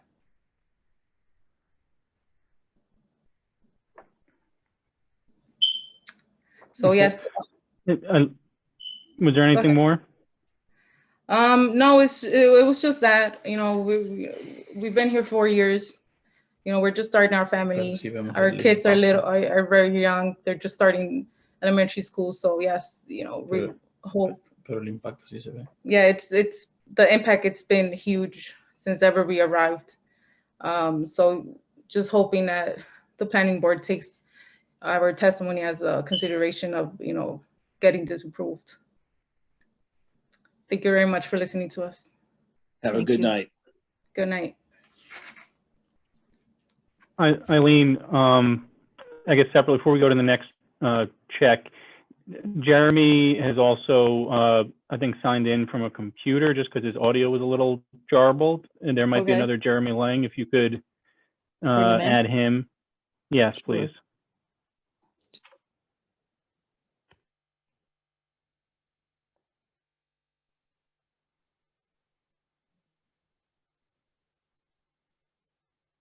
And I just brought Janice Romasukis in. I'm here. Okay. My do you- husband would like to speak too, but I'll We'll swear. take you one at a time. Okay. Do you swear or affirm the testimony you're about to give this board is the truth, the whole truth, and nothing but the truth? Yes, it is. Okay, please state and spell your name and give us your address. Janice Romasukis, Janice Romasukis, Romisoukas. My address is 314 Baker Road, right off of Fairfield. Okay, go ahead, ma'am. I'd like to follow up with what my front neighbor was saying and what the lawyer has said, that he isn't going to do any other sound considerations. I mean, if we take it a step further, why couldn't more barriers and sound barriers put up? If this is going to happen, wouldn't it be fair to us who've lived here for 40 years plus her 4 years that we get some more sound barriers and buffers than what's going to just be there that they've proposed? That's one of my questions. Mr. I think- Giannetti, you want to restate? I think Mr. Lang, well, I guess we would check Mr. Lang's audio, but I guess related to that, again, we've indicated we would comply, with the noise requirements and ensuring that, we don't violate the town or state requirements with respect to noise, at an operational level. But I mean, can it be better then? I mean, I listened to all the ones on Howell Road and they're doing all kinds of stuff for them to get extra sound barriers and everything. So our neighbor who has a 4 or 5 and a baby should certainly, and us, it should be considerate to at least give us a better sound barrier. Wouldn't you kind of agree? Again, as part of the application, we're in an industrial zone. Our job is to conform to the town zoning requirements, town's noise requirements, and their buffer requirements, which we're doing as part of the design and layout of this project. Well, Mr. Giannetti, I think, and Mr. I'm sorry, Ms. Romasukis. Sorry. That's right. I just want to, on her behalf, there was an application on Howell Road that again was conforming. It was a permitted use and the residents were concerned about the noise, and the applicant in that particular instance opted to put up a noise barrier. So it's not that we're requiring it and we cannot require it, but that it was requested by the adjacent neighbor in a conforming application. And the applicant in that particular instance opted to provide it. So again, I'm not saying it's required, but is this something that your applicant would be willing to entertain? I hope they are, because we would. I understand. Let's let them answer. The answer. I'd have to consult with my client before I can answer that. Okay, I so can't answer that right now. Mr. Chair, could we take a 5-minute break? Sure. Great. That would be great. Thank you. Thank you. Alrighty.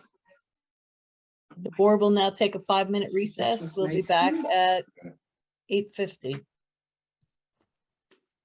At this point, the planning board will reconvene.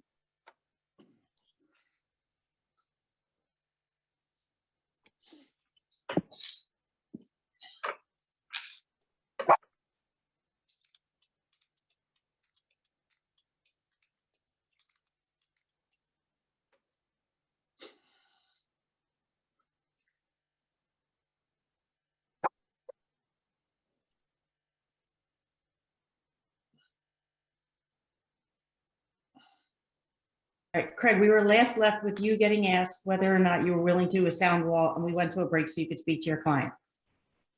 Yeah, so if I can have, if Paul can bring up Exhibit A58 and Mr. Lang can discuss what can be proposed in connection with the wall, though certain variance or waiver relief might be required in connection with it, but Mr. Lang can explain.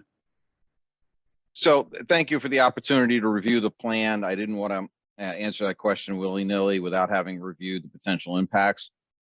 So the short answer is yes, we will be willing to put in a sound wall that would have a combined height between berm and sound wall of 15 feet.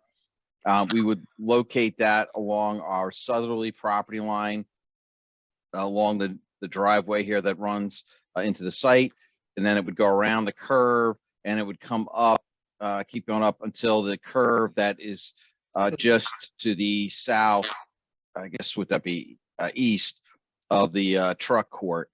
Now, what that will require though is some grading and potentially the sound wall itself to be within the required buffers. And I believe that would, and I'll defer to the board's professionals, but I believe that might require relief to do that, to put the grading and or the sound wall in the buffer.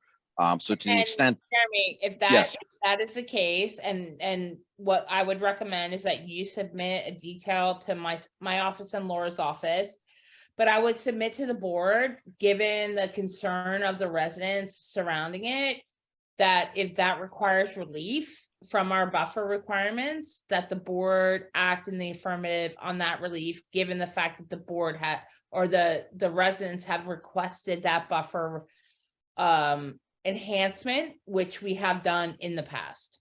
Okay. And Mr. Lang also, just to be clear, that essentially matches what you did in the Howell Road application, correct?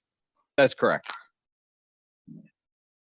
It's the trees and it's 15 feet. Okay. Okay, thank you. Thank you. Okay, why don't you take the exhibit down so we can see everybody again. Alrighty. Okay, ma'am, did you have any other questions? Yeah, I do actually. Okay. And I hate asking this one after, but is there fencing around any of this? And the buffer wall, is that considered a fence? I mean, I'm only thinking from my front neighbors with young children, my back neighbors with young children, and a 24/7 operation and people wandering. Grandkids. And my grandchildren, yeah. So I don't think there's fencing, Jeremy, you can correct me if I'm wrong. You're Proposed. correct. However, is there fencing on these residential properties that we're concerned about? Oh, you mean my residential property? Yep. No, actually, because it's been so, it's a I dead end back understand. here. So Yeah. they're not proposing any fencing, but Okay. you have the ability as a residential applicant to put up a fence around your property if you're concerned about that, but they're not proposing any fencing at this time. Okay, now my next question is going to the lights, so that we can work with you to make sure the lights aren't shining into our windows at night, right?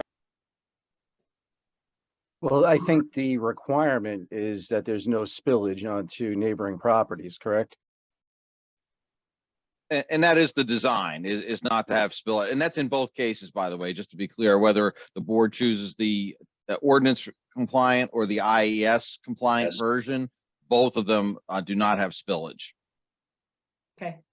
All right. My last thing is a comment, and I'm working on it. I have contacted the state DEP and our Howell Township environmental. There is bald eagles out here. My neighbor has pictures of 3 or 4 of them in the field. So I'm not gonna disagree. 100% you're correct. However, that is only regulated through the wetlands and the buffering.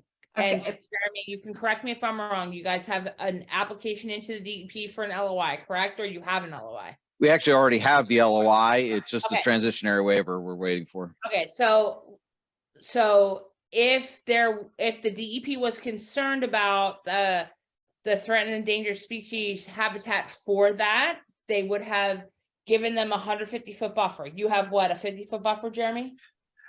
50 foot in the front. In the back, there is a 150-foot Okay. buffer in the Okay. rear. So they have taken that into consideration in the rear. In the front, they have determined that it's not an issue, but the DEP would regulate that with respect to the buffer associated with the wetlands. We, as the township, have absolutely no regulatory authority over that, but the DEP obviously has taken that already into consideration. Okay, all right, that's the end of mine. My husband is here. Thank you. Okay, sir, let me just swear you in. Do you swear or affirm the testimony you're about to give this board is the truth, the whole truth, and nothing but the truth? I do. Okay, just state and spell your name for us, please. 314 Baker Road, Tom Romasukis, ROMISOUKAS. Okay, go ahead, sir. Well, one thing is about the wetlands. I was out there when the guy was digging the holes, and he kept telling me all they kept finding was blue soil and finding how high the water level was up. He couldn't understand how they can even build on this property.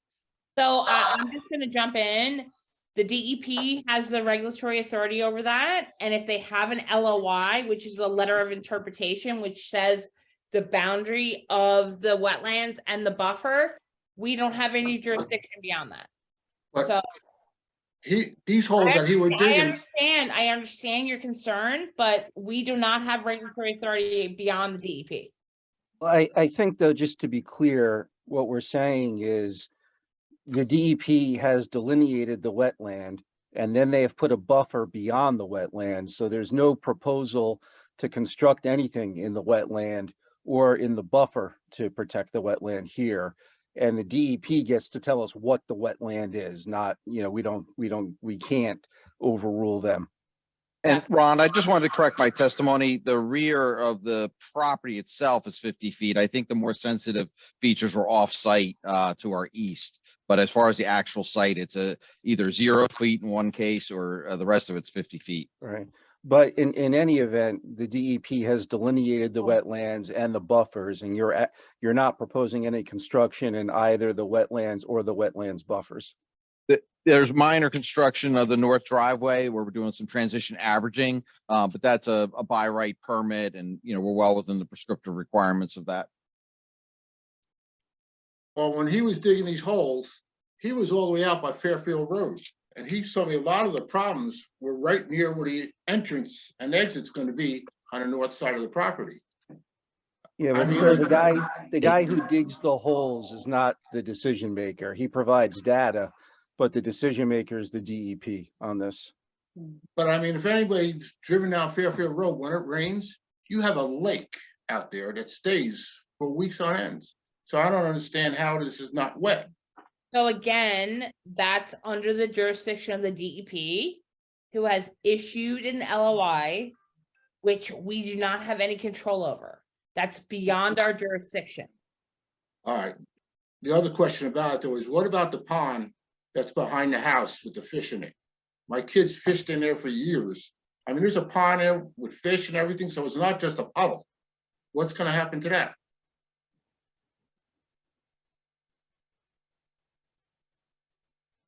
Anybody have an answer on that? Well, I guess Mr. Lang can answer it, but I don't think anything's happening to it. You caught me chewing there. That pond is remaining in its existing condition. It's a stay at open water, and no disturbance is proposed as part of this application. So this is the pond that's behind the house? Yeah. Correct. So that's going to stay? Yes. Correct. Okay. All right. Next thing is on the traffic. I don't believe this study is fair to the people in this town that it was done 2 years ago. I mean, it's definitely has changed since then. And I don't think you should take in consideration all the traffic that's going on. That it's not fair to us that you don't do another survey now. A more recent one, because all these ones are for all these different warehouses. It's the same survey. And it's not right for the people in this town to have one from 2 years ago during the pandemic. Because during the pandemic, you could go out on Fairfield Road, and I said to myself, boy, this is like 40 years ago when we lived here. So I think that there was information provided earlier by the attorney regarding what our authority is with respect to offsite traffic. And I'm not opining whether or not the traffic study that we're reviewing is relevant. That's something that the applicant can opine on, but we can only opine on the ingress and egress. The offsite traffic, because this is a permitted use, is not within our purview, which is what the attorney had said earlier. Right, but you're putting our lives in danger out there. And we're not. It's a permitted use, and we're looking at the ingress and egress, and the offsite traffic is something that we are not able to review. Because if you ever went out to a mailbox on Fairfield Road, you'll see when a truck comes by, it'll go onto the far side of the road. All you have to do is step out there, and the truck goes all the way to the other side of the road with the traffic coming in the other direction. So, I mean, it's only going to be a matter of time before we're going to have an accident. And my next question is, I guess you all noticed that the warehouse across the street that's already being built is for sale. And I want to know who the new owner of this property is going to be, because this property is already up for sale. Ron? The building's not even approved yet, and it's for sale. Do you have a legal response to that, Mr. Giannetti? Sure. I mean, the ownership of the property is not relevant to the site plan. As Mr. Lang previously indicated, it's being proposed for a warehouse, and based upon the design and layout, there's a kind of particular, it's not the type of distribution center warehouse. It's your more traditional warehouse. There is no specific tenant identified at this time. So, Mr. Chairman, I would agree with Mr. Giannetti. I mean, essentially, the identity of the person or entity who owns the property is not relevant. It's what is the design, and does the design comply with our ordinance? Okay. But I mean, if the property's up for sale and there's going to be a new owner, how do we know what it's going to be used for, actually? I mean, It has to. It'll be used for what it's approved for. Yeah, if there's an approval, it doesn't matter who got the approval. The property, whoever owns the property has to follow what's in the resolution. So in other words, you couldn't do a high volume warehouse out of this if the next person wants to do it? The next person would have, the next person, if there's an approval, any entity or person who owns the property has to comply with the approval. All right. And if there's any change, they would have to come back. If there's any change to the layout or design or size, they'd have to come back to the planning board. That's correct. Yeah. And they would have to do a public notice when they do that. All right, now this wall that you're proposing, is there still going to be a berm with trees in front of this wall so it doesn't look like we're in a prison?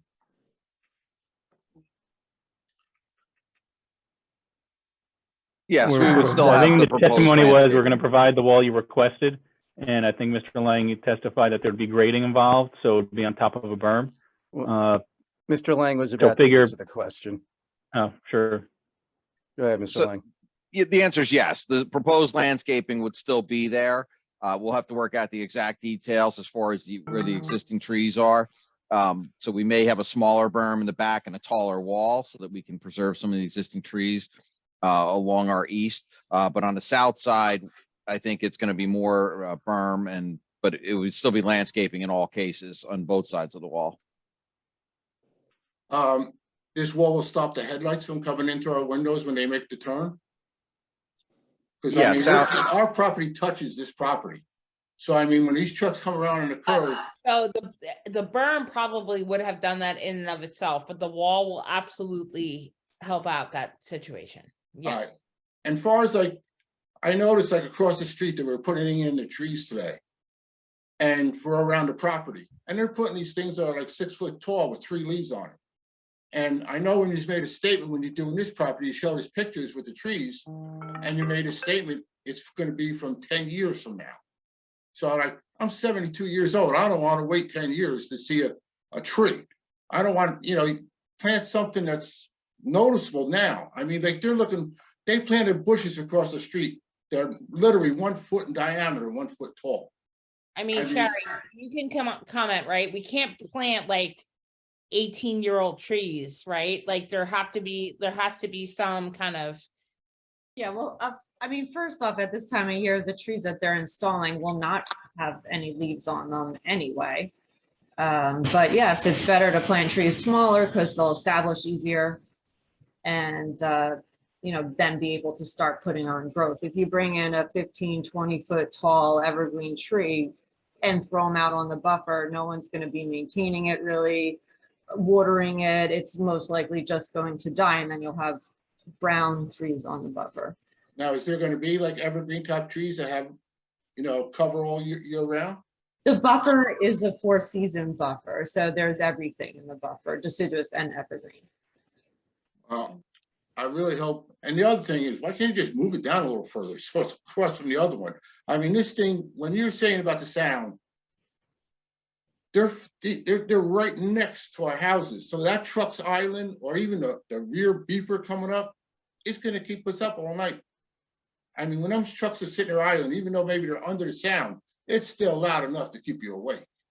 And I just think that, it's gonna be rough on us. It really is.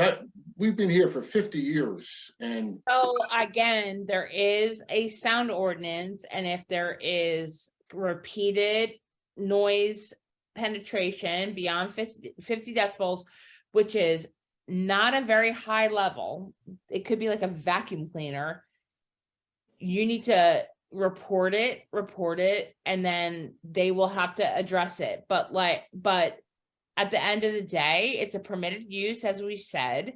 However, they do have to comply with the sound. So I understand your concern, and I'm not trying to dismiss your concern. I totally understand it, but until it happens, we can't address it.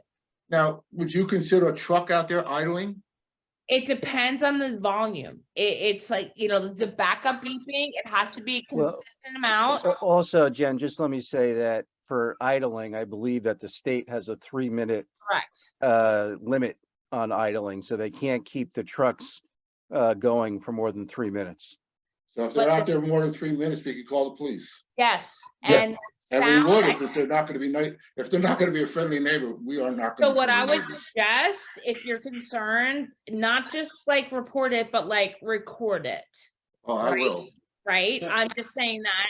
And then the same thing with the noise, right? So the noise has to be a consistent noise for a prolonged period of time, over 50 decibels after 10 p.m. So, and 50 decibels is not a high level. So just record everything. And I get it. I understand your concern 100%, but it's a permitted use. So we're limited to what we can do here. And so what I'm encouraging you to do is, if it becomes a nuisance, continually record it and report it. That's all we can do from here. I'm sorry, but that's what I would suggest.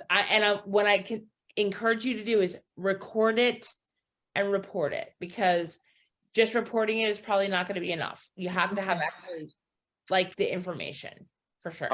Also on these trucks leaving, I know they have to go to 33, but I think you should demand that the driveways be set up so they would have to drive over a curb or go over through trees or something to make a left, because the police don't have to keep watching over this area. So you mean right out?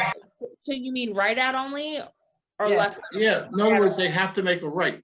So Jeremy, are you willing to reconfigure the driveway access to right out only? My concern with doing that is the emergency access. We still need fire trucks to be able to come in and That's fine, out. but so mountable curb, but right out only. Reconfigure the driveway so that the regular traffic goes right out only, but mountable curb so emergency access can get in if need be. All right, so we wouldn't be letting employees make a left out then in this scenario? If they're in a passenger car, that's not the issue. It's trucks, right out only. Okay. there's probably a way to do, I don't immediately know what that would look like, but there's probably Okay, a way so to do you're that. willing to work with us to, Yes. to work with, to create a scenario where the trucks are right out only, the passenger cars are not restricted, and there's an emergency access in the event. Yes. Would you agree to that? Yes. Would that be satisfactory to you? That would definitely help. I mean, because a sign's not gonna stop. No, I understand. Okay. I see it all the time, but he's committed to working with us to come up with a way to at least restrict it from a standpoint of a regulatory issue. And therefore it would be, we would have the ability to restrict it if need be. So is that acceptable to you? It helps, it definitely Yes. does. Yes. Okay, great. And my other Jeremy, concern, so you will work with my office and Laura's office more specifically to come up with the ability to deal with that issue. okay, Correct. Okay, Okay. that's the best we can do for now. all right, thank you very much. Thank you. Have a good night. You too. Next, I have Philip Langer.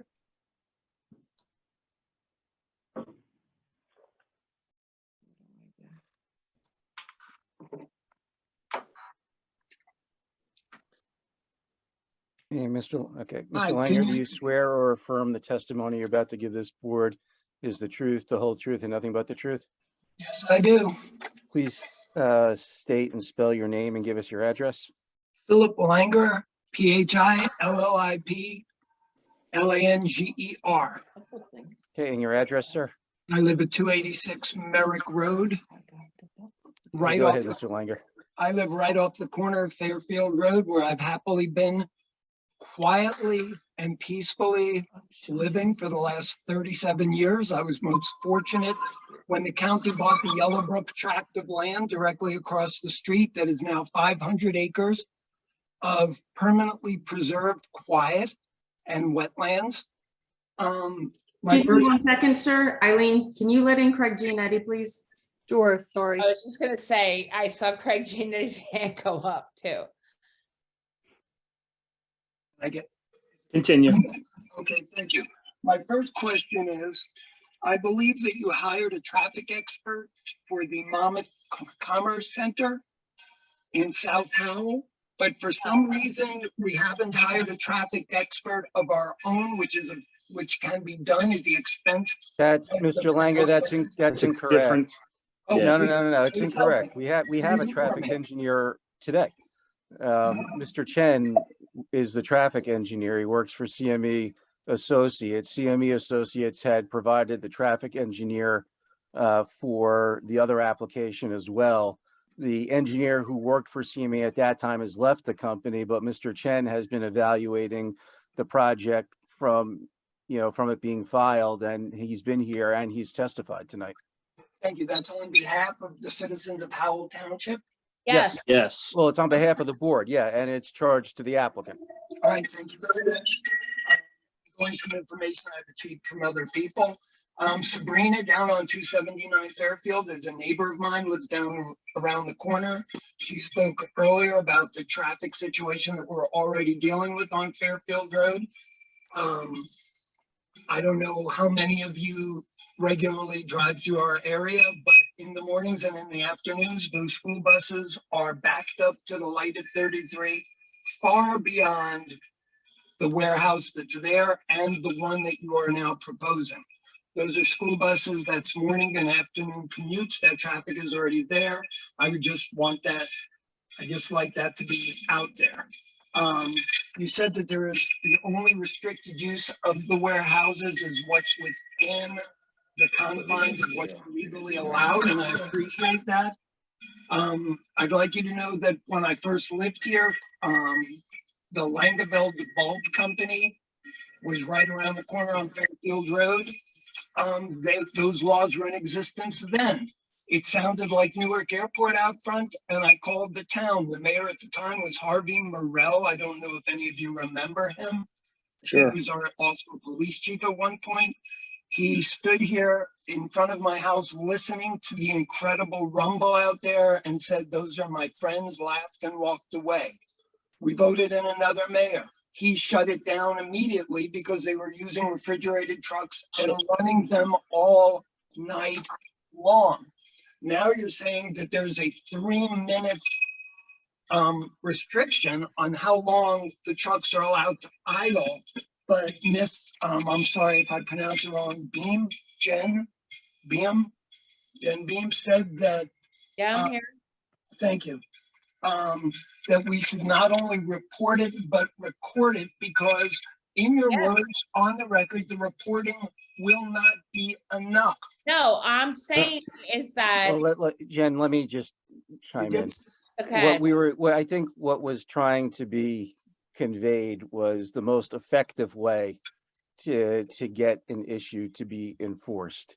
You certainly are not prohibited from, reporting something, but if you want to get the most mileage out of a report, recording it would help to get a result. So, I mean, you're certainly not required to, but just like any other violation, any other crime or whatever, the more evidence that you have of something, the better. That's all that was trying to be I conveyed. agree. Thank you, Ron.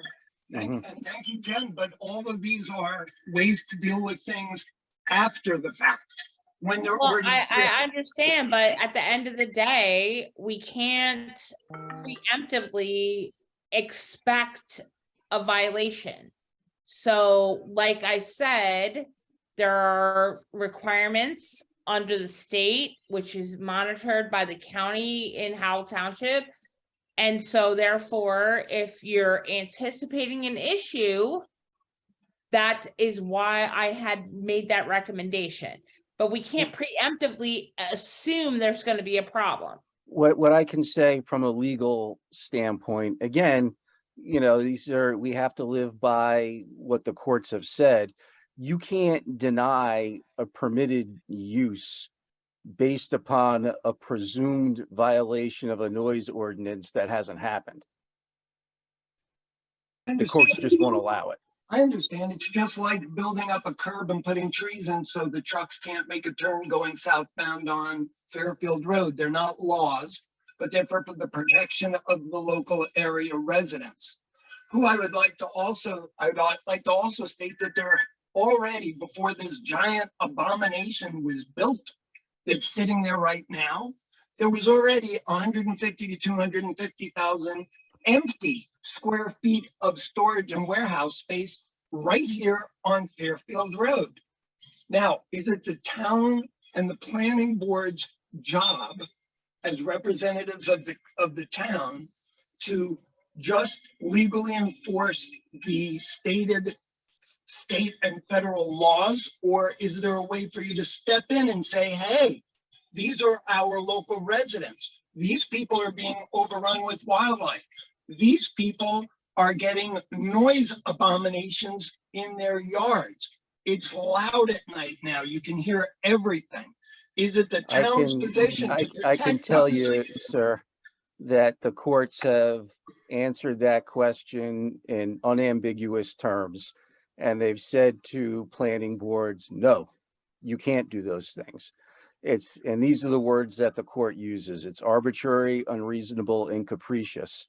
They say you have one job, planning board. Your job when an application comes is to find whether it satisfies or does not satisfy the ordinance requirements. Issues that go beyond the ordinance, the courts say, are not valid. So we don't make that law. The state has made the municipal land use law. We don't interpret it. The courts have interpreted it. We're at the bottom of the hill. We have to follow what the state has legislated, what the town has legislated, and what the courts have ruled. Okay.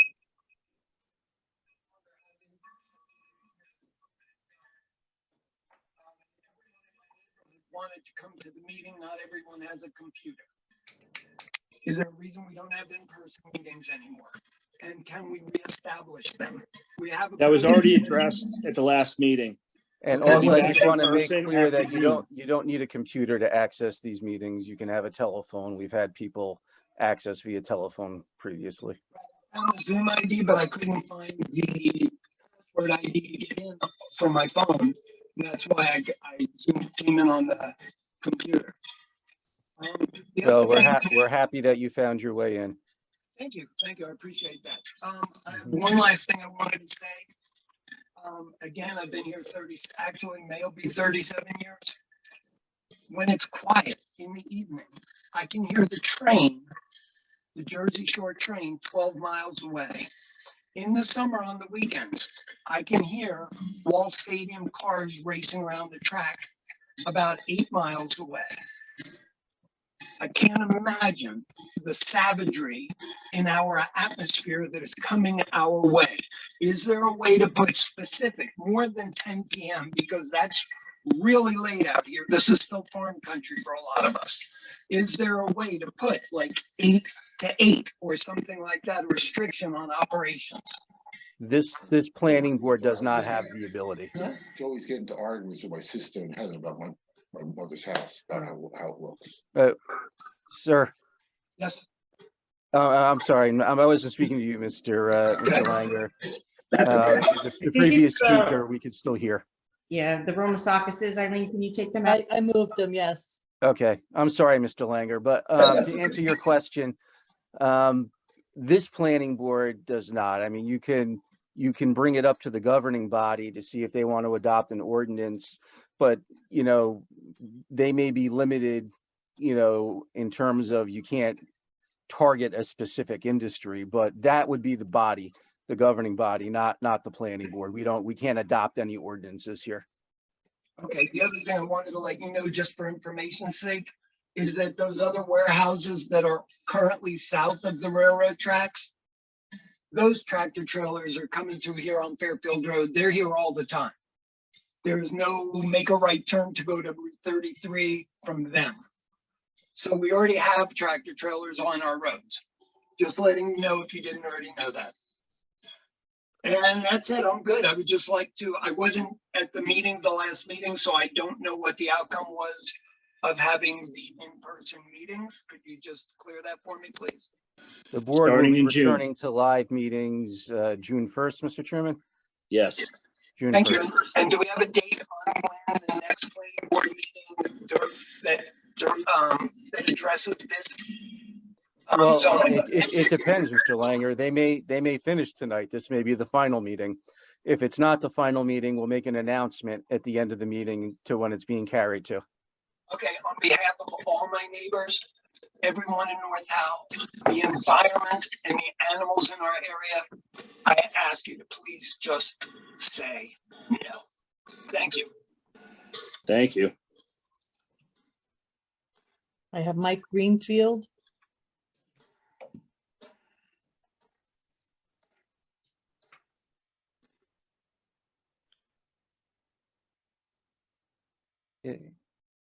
You have to unmute yourself, Mr. Greenfield. Can you hear me? Yep. Do you swear or affirm the testimony you're about to give this board's the truth, the whole truth, and nothing but the truth? Yes. Okay, please state and spell your name and give us your address. Mike Greenfield, MikeGreenfield, 417 Brickyard Road. Go ahead, sir. Just a few questions. The Adelphia Road side of Fairfield Road, has there been any type of study that will allow 2 tractor trailers to come in the end of that road? There's a house on one side with the shrubbery at the street, and the other side, the shrubbery is at the street also. On the street, And it's across the street. barely can get 1 tractor trailer around that corner, including the 2 schools that are across the street with all the school buses. How many cars are coming in from Adelphia Road? How many trucks? Go to Route 9. They're coming down Route 9. Well, let's let them answer the first question, and Okay. then we can go beyond that. So, Okay, thank you. I guess, Mr. Desario, if you can answer Greenfield. whether that was factored into your study and your traffic impact. As I've testified to previously, as well as other witnesses for the applicant, we anticipate all trucks to be oriented to and from Route 33. So we do not anticipate any trucks heading south of the site. Okay, What about people? 537 takes you to 195. Come down Adelphia Road, cross over Route 9, make a left into Fairfield Road. Fastest way for a tractor trailer to get there. From the turnpike, from 195. What happens to all those trucks? Has there been a study done how many trucks will come in from that end? Again, as I testified to a moment ago, we anticipate all the trucks associated with this warehouse to be oriented to and from the Route 33 corridor. So have you evaluated that route that they're asking about? No, So you haven't looked That- at? No. That have is a not. minimal road there, barely can get cars around it. And you're gonna put tractor trailers around it. No, So, he's Mr. not That's saying, not what he said. not saying that, but I'm just asking, have they evaluated it? Mr. He's saying Desario, that his evaluation does not anticipate them going that way. But Mr. Desario, can you go back through your analysis a little bit? yeah. Just Well, because why is it that it's- you make that presumption, Mr. Desario? the proximity of the Route 33 corridor to this site would provide the most convenient route for trucks to get to and from the turnpike, to and from the Route 9 corridor as it relates to where this site's located. I think you've heard the applicant's representative, Mr. Lang, testify Route 9. that one of the things that was attractive for this site, notwithstanding the fact that it's a permitted use in this zone, but that it's close to the Route 33 corridor. If I can speak 1 minute. 195 comes from the turnpike. You make a left onto 537.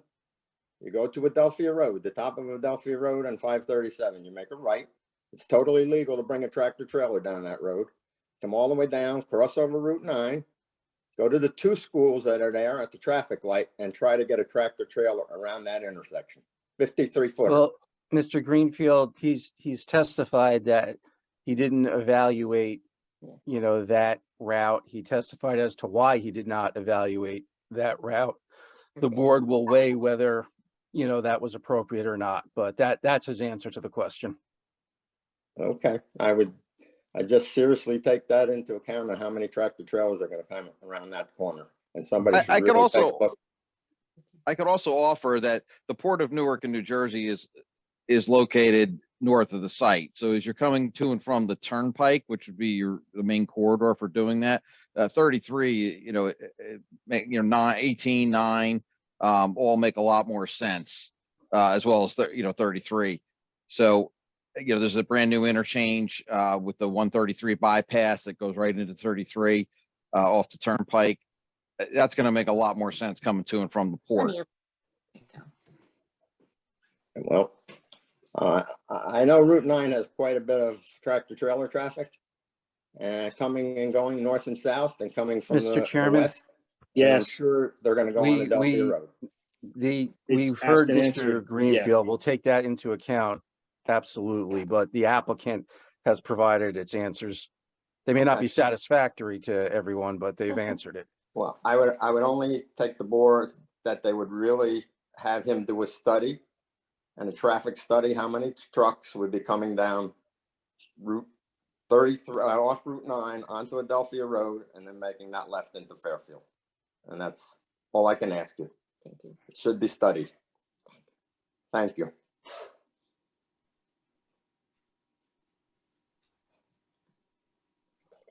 Okay, Eileen, do we have anyone else? Yes, I have Steve Morlino. I just brought him in.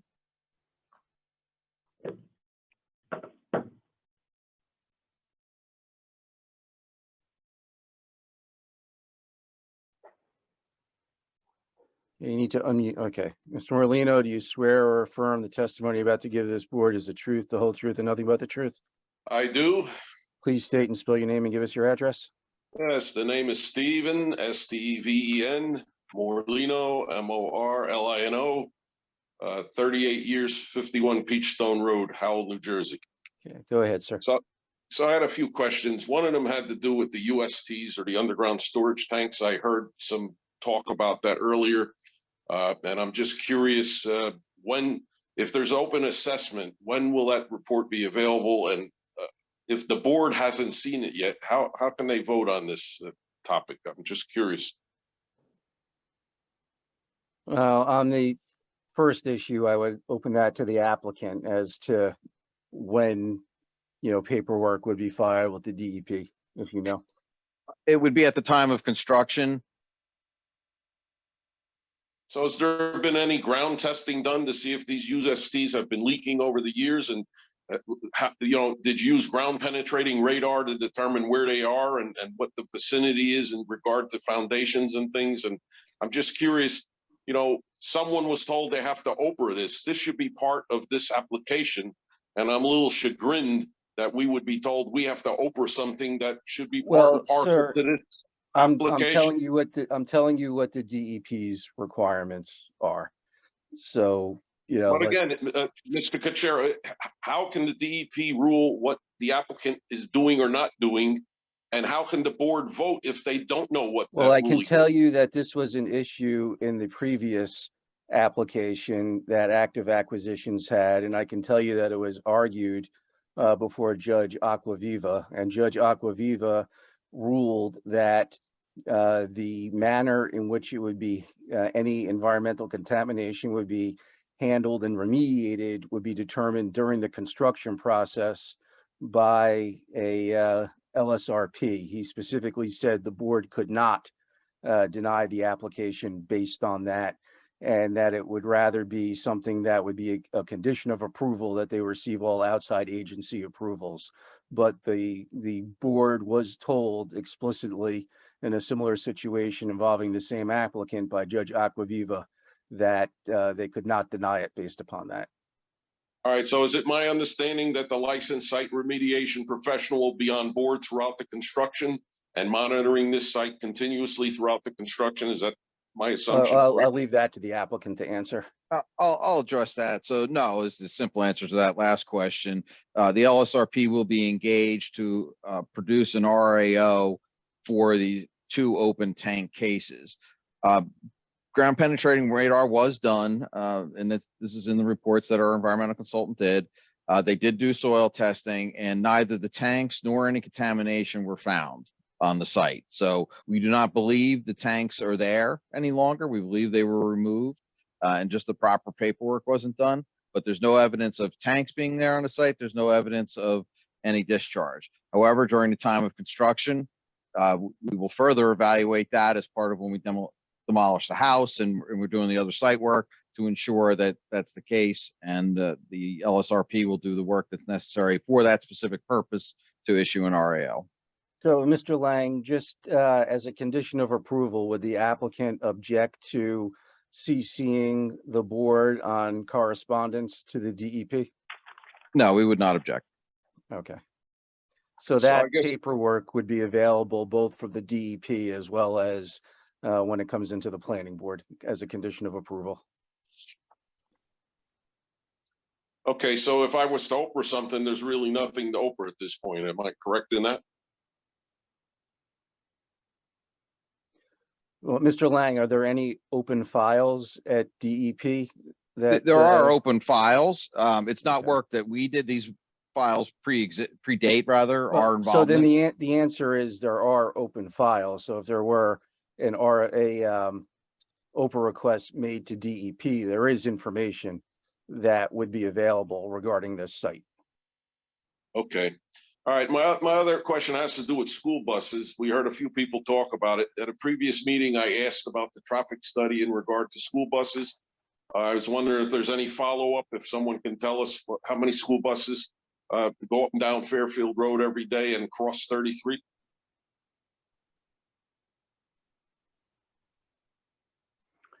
Yes, Mr. DeSera, you can answer whether that was factored into your analysis. As I testified previously, our traffic counts did include any school buses that were traveling through any of the intersections we did study, but I have not identified exactly how many of those buses were captured by those counts. And our counts did not look at 24-hour volumes. They only looked at volumes between 6 and 10 in the morning and 2 and 7 in the afternoon. All right, so we still don't have an accurate count. We still don't have an accurate count on the exact number of school buses that go up and down that road. So here's my question. what exactly are you looking for? If the overall traffic included those counts, and he included the traffic, including the buses in the counts, what exactly separately are you looking for him to do? I'm looking for a ratio of tractor trailers to school buses to Okay, determine. so here's my thing. He counted the traffic, which included the buses, right? Mr. That's not what DeSterio, my I'm not question trying is. to, excuse me, give me a minute. So, Mr. DeSterio, you counted the traffic, which included the buses, correct? Yeah, You just don't have a dissemination between cars, trucks, buses, etc., right? correct. But you counted the buses in your traffic count. Yes. So what exactly is it that you're looking for? Well, like I'm just asking because what difference does it make? If makes it's a big car, a difference for bus, safety. whatever, I'm just saying. Excuse me, would you let me testify? I was asked. to Hold swear on, in and both of you need to allow each other to speak. So you've asked a question, Mr. Morlino. The answer was they didn't do it. So now, so I have a follow-up now if you question. can explain why you believe that's relevant. I believe it's relevant because the number of tractor trailers in relation to the number of school buses has a direct relationship to the safety of travel of students and children on school buses going past these warehouses. That's what my concern is. Okay. Okay, and I would think that the traffic study, now, I'm going to ask a follow-up question. I understand. Hold on. Yeah, go ahead. Mr. DeSerio, can you respond to that concern with respect to the number of buses versus quote unquote tractor trailers and the safety? There's no direct correlation between the number of tractor trailers and the number of buses as it relates to traffic engineering practice. Thank you. Okay, so Mr. Morlino, your next point. Okay, my next point is I understood that Mr. Chen, I believe is his name, that works for CME Associates, is working on behalf of the planning board. Is that correct? That's correct. Yes. Okay, so can Mr. Chen address this issue of school buses? And is there a written report from Mr. Chen that I can review? I haven't seen that. Maybe I think Mr. haven't looked in the right Chen's place. Mr. Chen's analysis was included in the general engineering report, Laura. Yes, that's correct. Okay, Mr. Chen, where is Mr. Chen? I'm right here. Oh, there he is. I'm Okay, right. Mr. Chen, can you respond to both Mr. Morlino and Mr. DeSerio?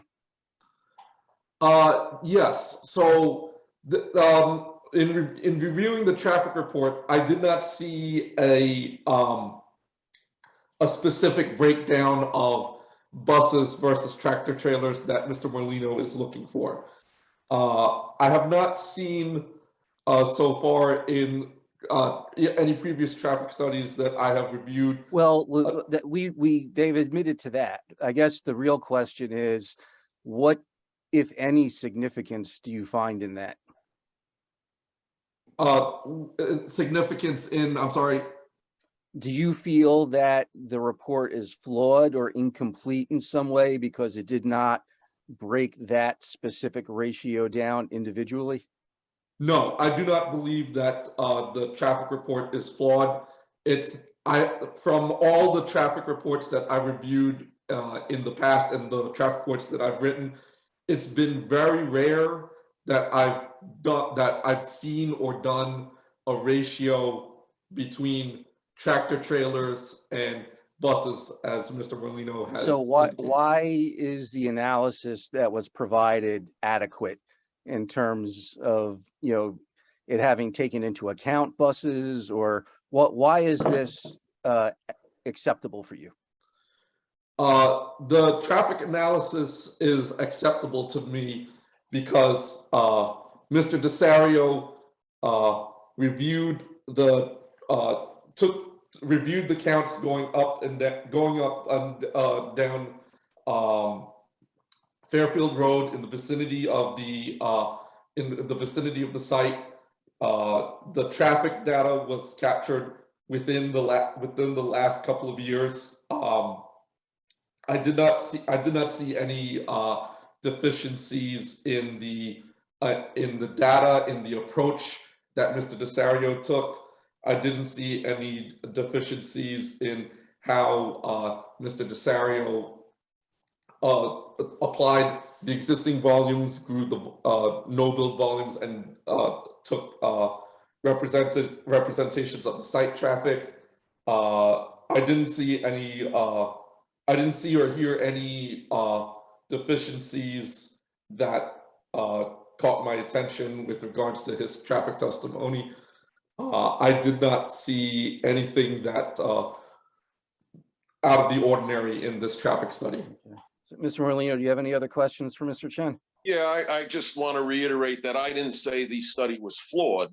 What I'm saying is maybe the study isn't as comprehensive as it should be. We have two schools directly down the road from where these major warehouses and major truck traffic is going to be transgressing up and down Fairfield Road. And I have a concern about the safety of children. Children are our biggest asset in any community. They're the future, and I want to watch out for them. So I would appreciate maybe the traffic engineers on this study should report back to the association and say that there should be some consideration for buses transporting children to and from school going down major roadways like this, especially Fairfield Road, which someone alluded to, it floods all the time. I've seen that all the time. And it's Okay, a very so that's narrow different from road. tractor trailers. So Mr. So- Desario, should the board act in the affirmative, and I'm not opining whether they will or not, if they do opine, would you be willing to take a harder look at the timing of the tractor trailer versus the school buses, and as a condition of approval, and submit that to CME for their review and approval? Yes. Okay, thank you. Okay, I guess that answers my immediate questions. I just, again, want to reiterate that the board is voting on something, and I don't believe they have complete information in order to make a real determination as to the safety, both of the USTs and school buses going up and down this property. So thank you very much. Have a great evening. Night.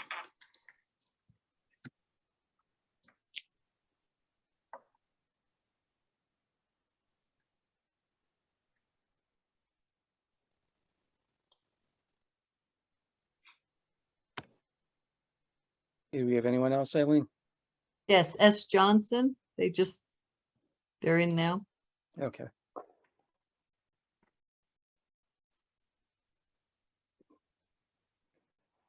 Okay, we just need you to unmute yourself.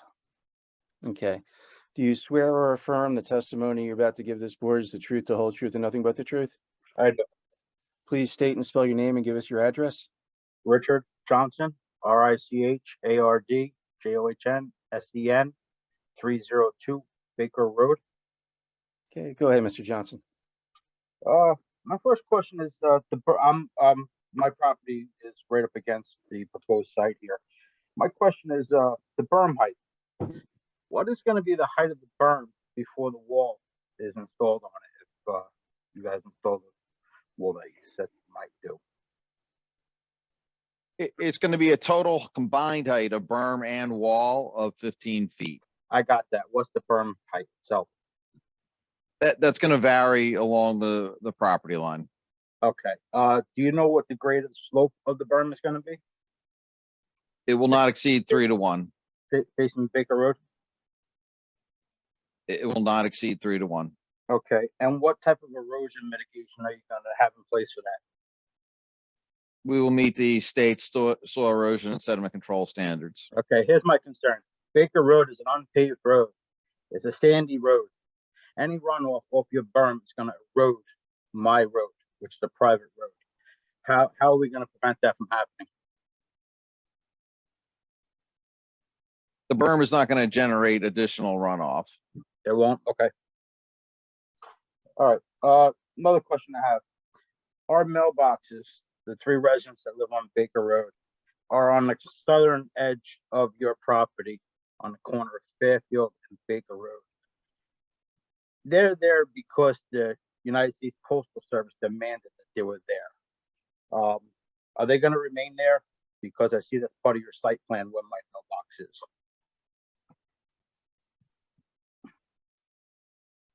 I am not sure exactly where your mailboxes are. right on the corner of your property and Baker Road. They may have to move back if they're on the frontage of our site. We are doing a widening of Fairfield Road from basically the southern edge of this site and the site across the street all the way to Route 33. So if they're right on the edge of the existing road, depending where they are, they may have to be relocated because that widening would need to move them, obviously. Right. Yeah, they'll basically move their per demands of the postal service. That's why I'm asking that question. Another question I have, the sewers were put in down Fairfield Road for your property. Now the road was torn up and haphazardly patched. There's a sinkhole developing right now in front of your property from the construction. Do you know when that will be repaired and who will repair that? Or is that going to be put on the tax base like that? No, we as a developer of not only this project, but the others are actually bringing significant public infrastructure to this whole area at our cost. So this is a huge benefit for the township. One of the things we've committed to do is once all the construction is done on Fairfield Road, we are going to repave, mill and overlay the entirety of Fairfield Road from Adelphia all the way to 33. So at the end of the day, this will be a brand new road for you. I know I heard earlier about the drainage issues. Those are also in the process of being addressed. It's not all completed yet, but when it is, the drainage will function much better in that area of Fairfield as well. Right. You say at the end of the day, but the problem is that temporary patching that you have done, your contractors have done, is deteriorating quite rapidly. You have a sinkhole forming, and our vehicles are taking the beating of that, and that's at our cost to fix that. Are you going to fix our vehicles for us while your temporary patches deteriorate and nobody keeps up on that? Well, I can't speak to exactly what you're talking about. Feel free to contact the township if you believe that the road is in some way not the way it should be, and they can certainly evaluate that.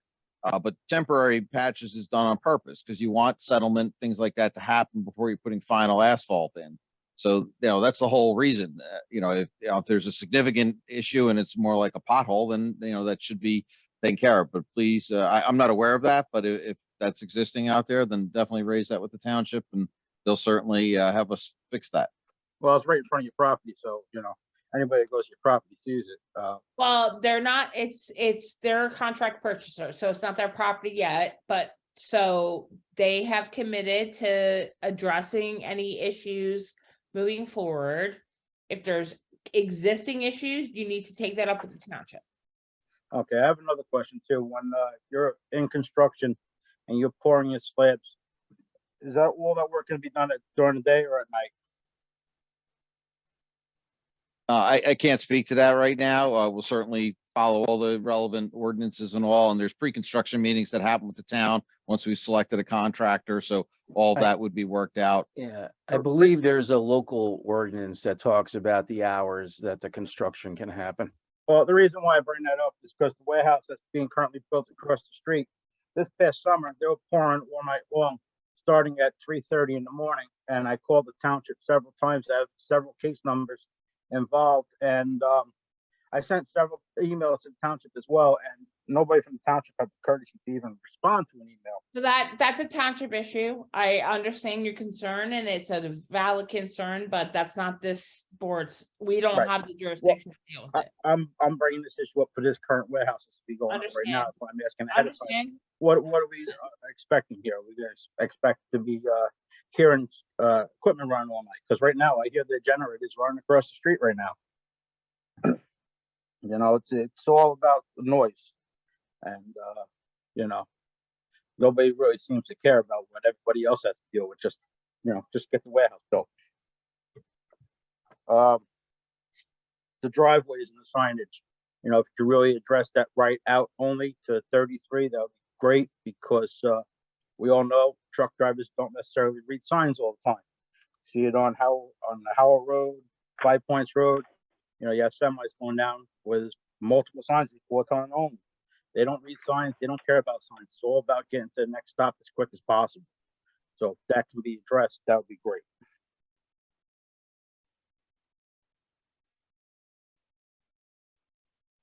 we will definitely pass that on to the township. For sure.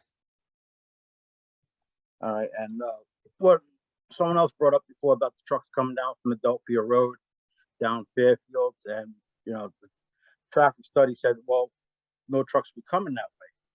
How is that going to be guaranteed that no trucks will be coming that way? Well, they've answered that question, and like I said, it may not be an answer to the public's satisfaction or the board's satisfaction, but they've answered it.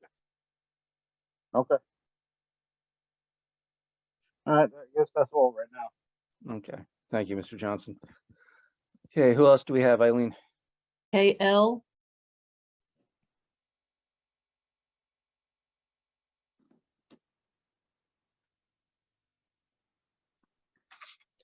Okay, do you swear or affirm the testimony you're about to give this board's the truth, the whole truth, and nothing but the truth?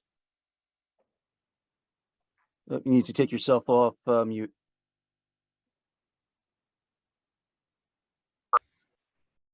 Okay, do you swear Can you or hear me? Yep, do you swear or affirm the testimony you're about to give this board is the truth, the whole truth, and nothing but the truth? I do. Okay, please state and spell your name and give us your address. My name is Kathy Loesch, KathyLosze. I live at 1 Vicksburg Court, which my side wall is on Fairfield Road. Okay, go ahead, ma'am. I just wanted to more of a statement than a question, I guess. I understand that the board is not concerned about traffic and only ingress and egress. Well, no, I wouldn't but say if- that it's not concerned, but it's limited by the law. Okay, right. But if Mr. Desario only did his traffic study from 33 to the warehouse, then the traffic study, I believe, is incomplete, because my window being against Fairfield Road, I see the traffic. And I'm not just concerned with tractor trailers. I'm also concerned with the passenger cars that's going to add to the traffic for the people that are working at these warehouses and offices. So I would just ask the board to please consider that the traffic study is incomplete if the entire road was not studied, just like some of my other neighbors. What I think Mr. Cachero reiterated is that our jurisdiction as a permitted use is only the ingress and egress. So Right. if that was studied, where the trucks are coming from or where they're coming to is not incomplete. It's ingress and egress to the site, period. Is it safe, right? Okay, but I think we understand the comment as to why you believe that ingress and egress wasn't adequately studied, or it was incompletely studied. The board will take that into consideration. Right, and also I know you're not going to let tractor trailers make a left out of the warehouses, but passenger cars, it's been stated, can make a left. So that, again, that increases the study going in the other direction toward Adelphia Road. And if that piece of the road has not been studied, then it still is ingress and egress. So I'm just asking the board. That's not accurate. That's not accurate. So, Mr. Desario, perhaps you can talk about how your study, the limit. I know you testified to this previously. I'm assuming this member of the public was not on or did not hear it, but your study was not limited to just 33. So maybe you could just talk about the intersections specifically that were studied. We looked along the Fairfield Road corridor from Adelphia all the way to Park Avenue and everything in between along Fairfield Road. So Bennett Road, Baker Road, the proposed site driveways, both eastbound and westbound, Route 33 ramps, as well as the Park Avenue and Brickyard Road intersection. Okay, but I thought it was stated before that you're saying all the tractor trailers are going to be coming from 33 and none of them are going to be coming from Adelphia Road. But That's also cars are coming from Adelphia Road. I thought that wasn't that what you said earlier? I think it was to Mr. Greenfield. Yes, we've accounted for cars associated with this proposed warehouse coming to and from Adelphia Road in our study. Okay, but I thought before you stated that that was not studied. No, ma'am, it was studied from Adelphia all the way to Park Avenue. Okay, I guess I misheard it. So, but anyone is going to be able, so the tractor trailers are only going to be able to egress, right? But any other person that's in a passenger car or a smaller box truck will be able to make a left out of the warehouse and drive down Fairfield Road, increasing traffic in that Yes. direction. Yes, ma'am. So my window is going to be, and my way out. So as it is, sometimes making a left out of Fairfield Road can be difficult, especially because of that curve, and it's people go faster on that curve. So that's going to increase by hundreds of cars per day. I don't think that's what he said, but I'll leave that to Mr. Desario. Just give me one moment, please. Sure.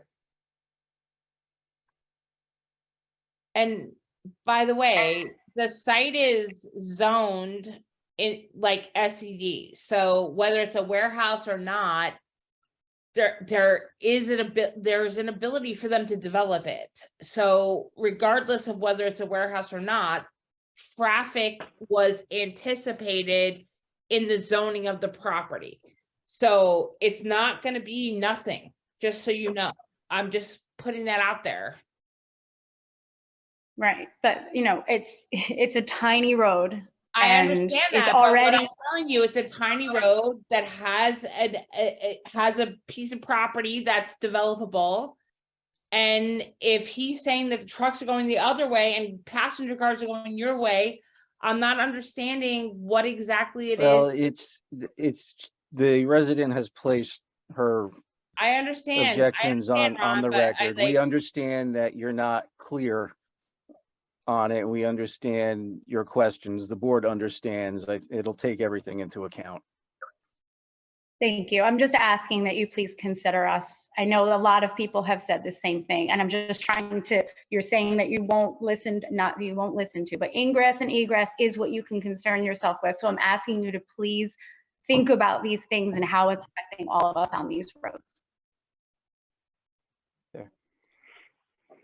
Okay, thank you. Eileen, anyone else? Lou Wang.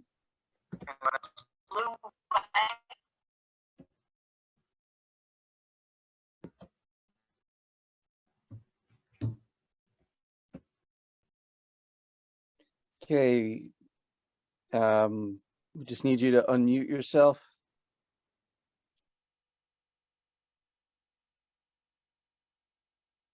Okay. Okay. Can you hear me now? Yes, we can. Do Okay, you good. swear or affirm the testimony you're about to give this board is the truth, the whole truth, and nothing but the truth? Yes, I do. Okay, please state and spell your name and give us your address. My name is Lou. Last name is Wang, W-A-N-G. And your address, video. sir? How can I? My address is number 2, Statesboro Road, Okay. Freehold. Yeah. Okay, go ahead, Mr. Wang. How can I get the video? I mean, my video is stopped. Looks like. I'm sorry. Okay. Okay. Can you see my? Can you see my my video? We can hear you. We can hear you. So yeah, you so can if ask. you have any questions, go ahead. Yeah. Yeah, I have 2 questions. Yeah, but somehow you can see my It's okay. Go ahead and ask your questions. image. Yeah. Okay. 2 questions. I'm going to give 2 points. One is I'm living in number 2 Statesboro, which is on the roadside of Fairfield Road. During last summer's construction, we got very bad noise, and also the vibration when they're doing the construction. They dig something on the road, on the Fairfield Road. After that, they didn't pave that road correctly. And every day we suffered a lot of construction trucks driving on Fairfield Road, and also heavy trucks. So I make my house like a minor earthquake every day. I can see my decoration in my house. That was shaking. And also my house got cracked. I was trying to show you my the wall, but somehow the video is not showing. I can't show you the crack on my wall.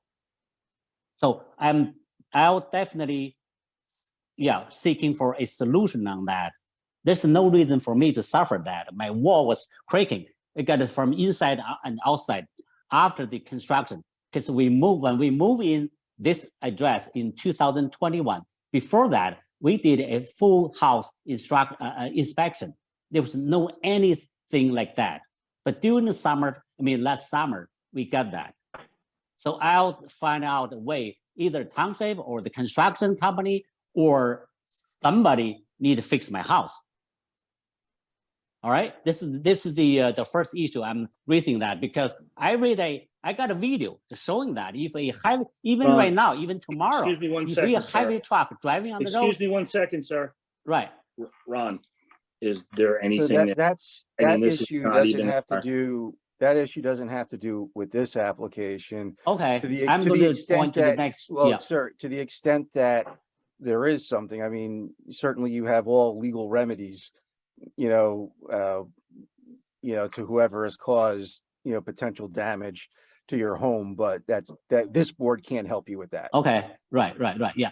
That's my first point, okay? I need to find a solution on that. Yeah, if somebody can help me, okay, go ahead. I just need to find a solution. I don't care what solution is.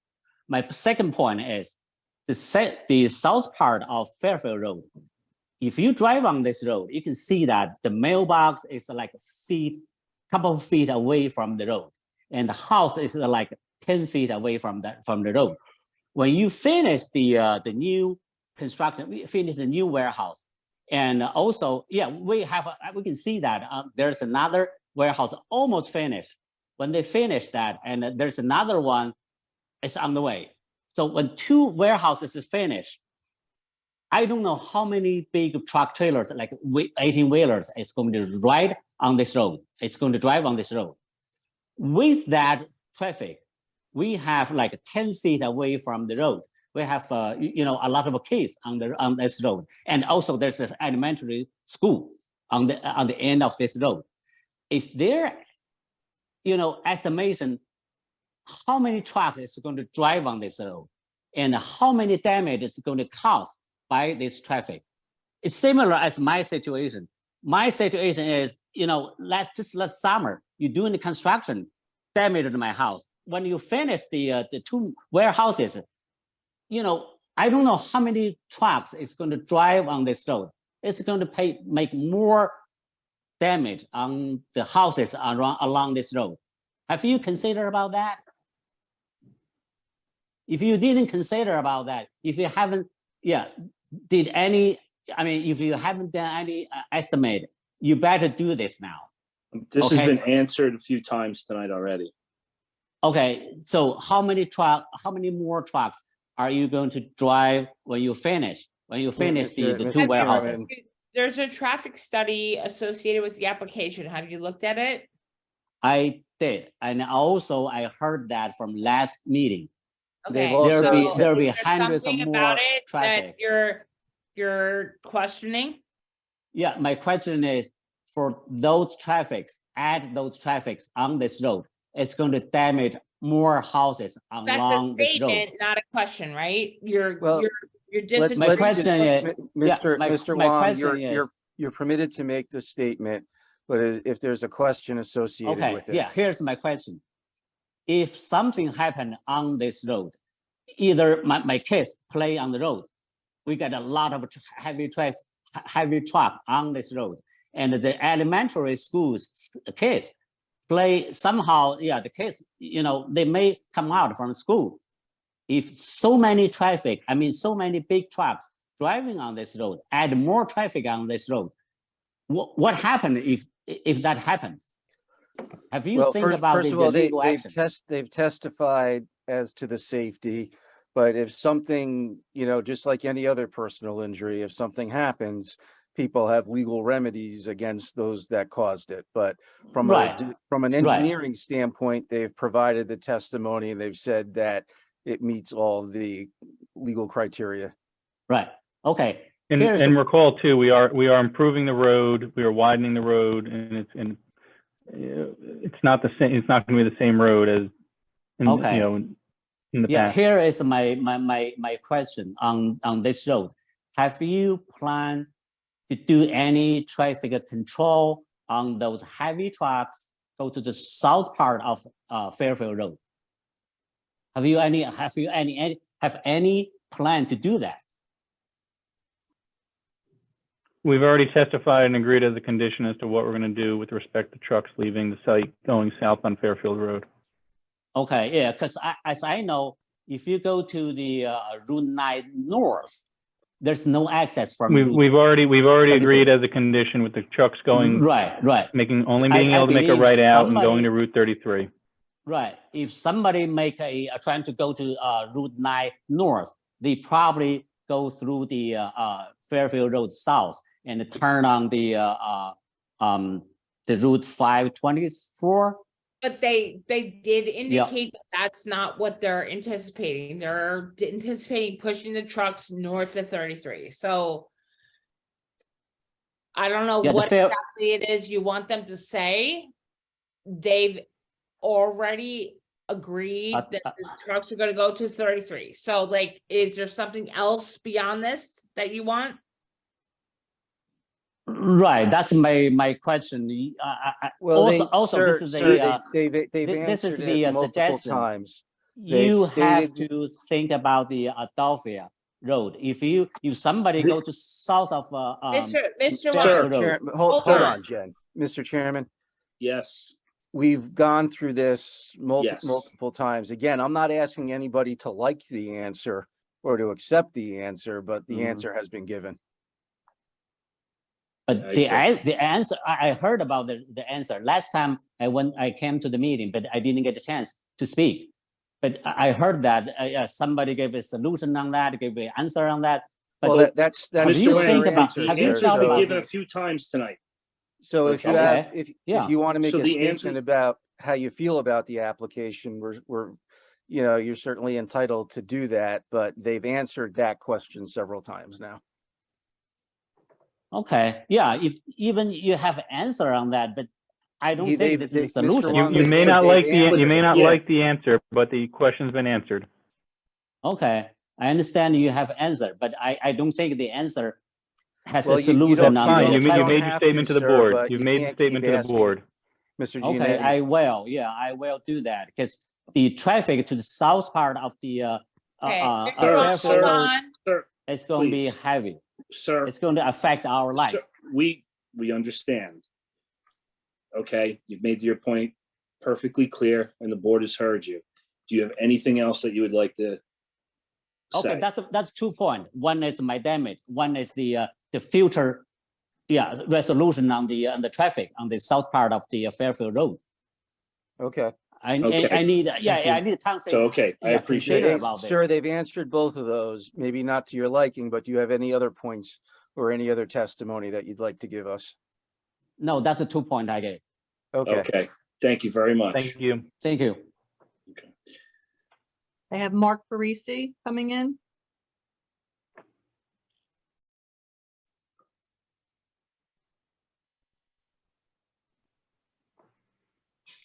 Do you swear? Good evening, everybody. Do you swear or affirm the testimony you're about to give this board is the truth, the whole truth, and nothing but the truth? Yes. Please state and spell your name and give us your address. Mark Parisi, MARCPARISI, 2 Castle Court, Howell, New Jersey. Yeah, go ahead, Mr. Parisi. All right.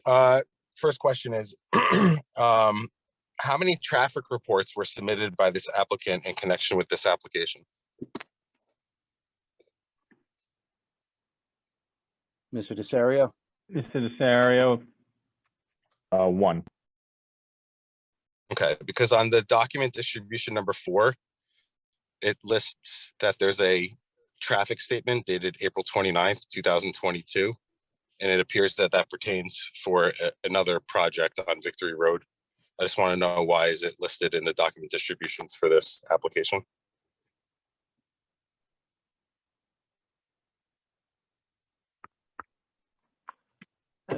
That may have been by error. We don't put them up in the distribution. Was there not another traffic statement that was provided by this applicant in connection with this application that was not made public?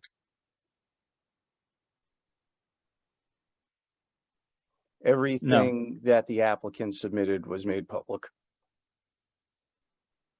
Okay, so that was an error that a traffic study for Victory Road was included in the document distribution for this application? Can I answer that? Let's go ahead. Yeah, that was submitted with their paperwork for that document distribution, and I informed them at the time that that traffic report was not for that application. But because it was submitted, I included it. That's why it's there. Thank you, Eileen. You're welcome. Okay, so when I looked at the original traffic report that was submitted with this application, it relies upon the traffic study or references the traffic study that was done for the Rock Solid project by McDonough and Ray, dated December 4th, 2019. Mr. Desario, is that correct that your traffic study references and relies upon the McDonough and Ray study for Rock Solid? Yes. Okay. Can you tell me how many total vehicle trips in a 24-hour period was projected for the Rock Solid project? No. But you relied upon that study. So, I mean, if you don't know how many vehicle trips are projected for the Rock Solid project? I do not. I only know their peak hour traffic. Well, do you feel that that data would be pertinent to this application? Can you give me 1 second? Did you anticipate the traffic associated with that application in your analysis? Yes. So I'm not understanding why you're having trouble answering his questions. Like, did you anticipated traffic associated with that application in your analysis? So why not just answer his questions? I don't get it. I am answering the I question. think you did. And hold on a second. The Rock Solid application provided data for peak hour trip generation associated with that application. The traffic study and analysis of intersections and operations are based on peak hour data. I have the peak hour data for the Rock Solid application. The question was, do you know how much traffic the Rock Solid will generate for 24 hours? I do not know. Fair enough. But you took the overall traffic into consideration in your analysis. Yes. Absolutely, as I testified to numerous times. Fair enough. Okay, go ahead, Mr. Parisi. But we don't know what the overall traffic is. We only know what the AM and PM peak is. So obviously traffic is a data-driven analysis. Yeah, but Mr. Parisi. Well, let's just let Mr. Parisi finish, and then we can address, all of his points at one time. Go ahead, Mr. Parisi.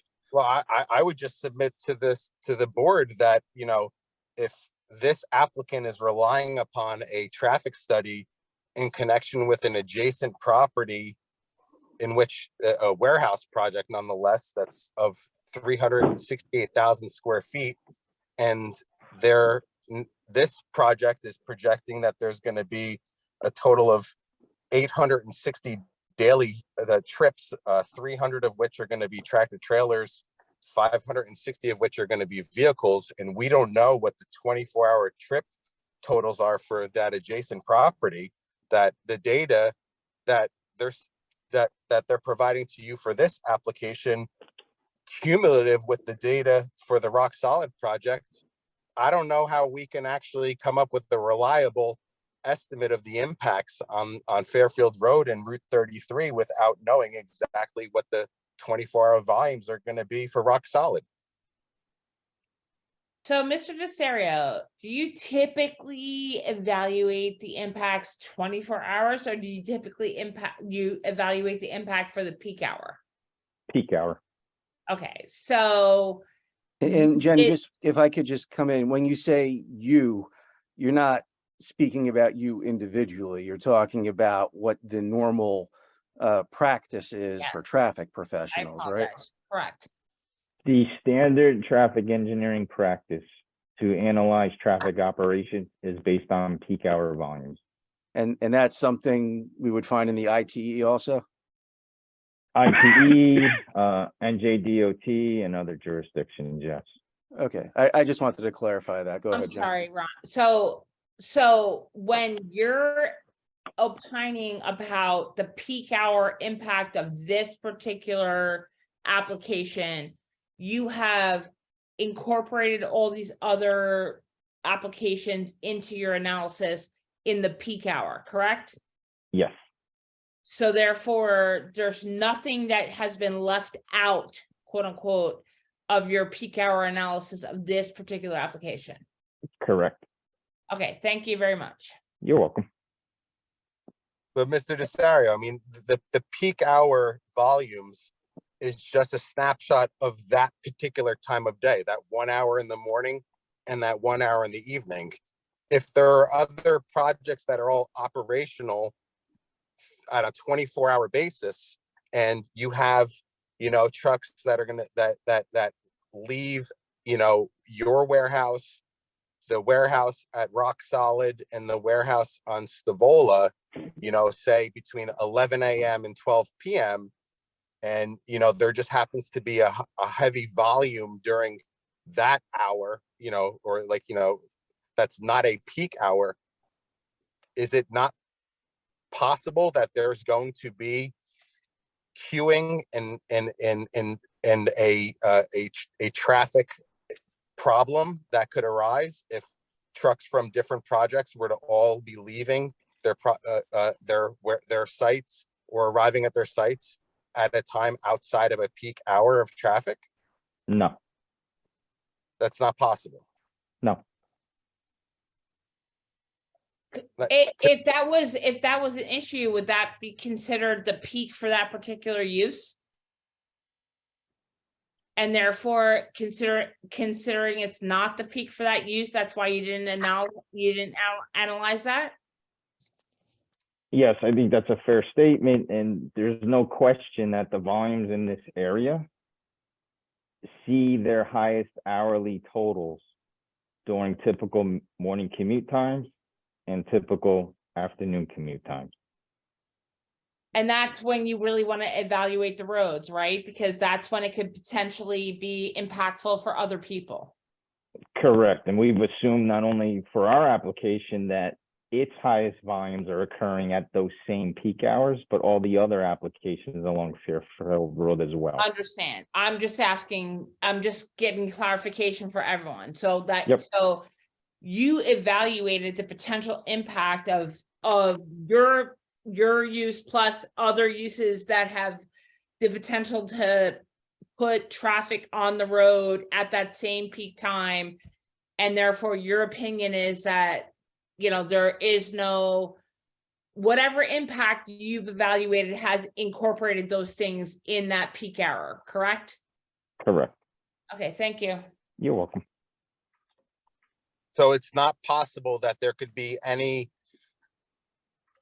problems with ingress or egress if a higher volume of tractor trailers were to leave all three of these warehouses at the same particular, like, you know, 10 or 15-minute time to go north on Fairfield Road to 33, that there couldn't be any congestion or queuing that would create an unsafe condition? It's your Correct. testimony that it's not possible that would ever happen? Yes. Okay. In the report for the traffic study for McDonough and Ray, dated December 4th, 2019 for Rock Solid, did they recommend any improvements to the on or off ramps for from Fairfield Road to Route 33?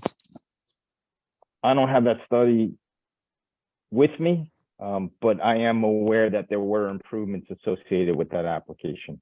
And there were improvements made as part of that application to the eastbound and westbound ramps. Would that have improved or impeded your analysis? it improved, and those improvements were made to facilitate truck turning at those exit ramps, Okay, both thank you. westbound, and you're welcome, and eastbound.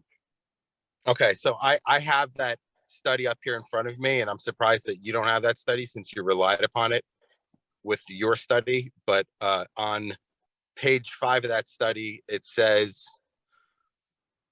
Fairfield Road and site access. A preliminary geometric analysis was conducted of the Fairfield Road intersections north of the site to access the intersection geometry to accommodate large wheel-based vehicles, and the analysis revealed the following. Number 1, the Route 33 eastbound off-ramp curb return at Fairfield Road will have to be enlarged to accommodate right turning vehicles.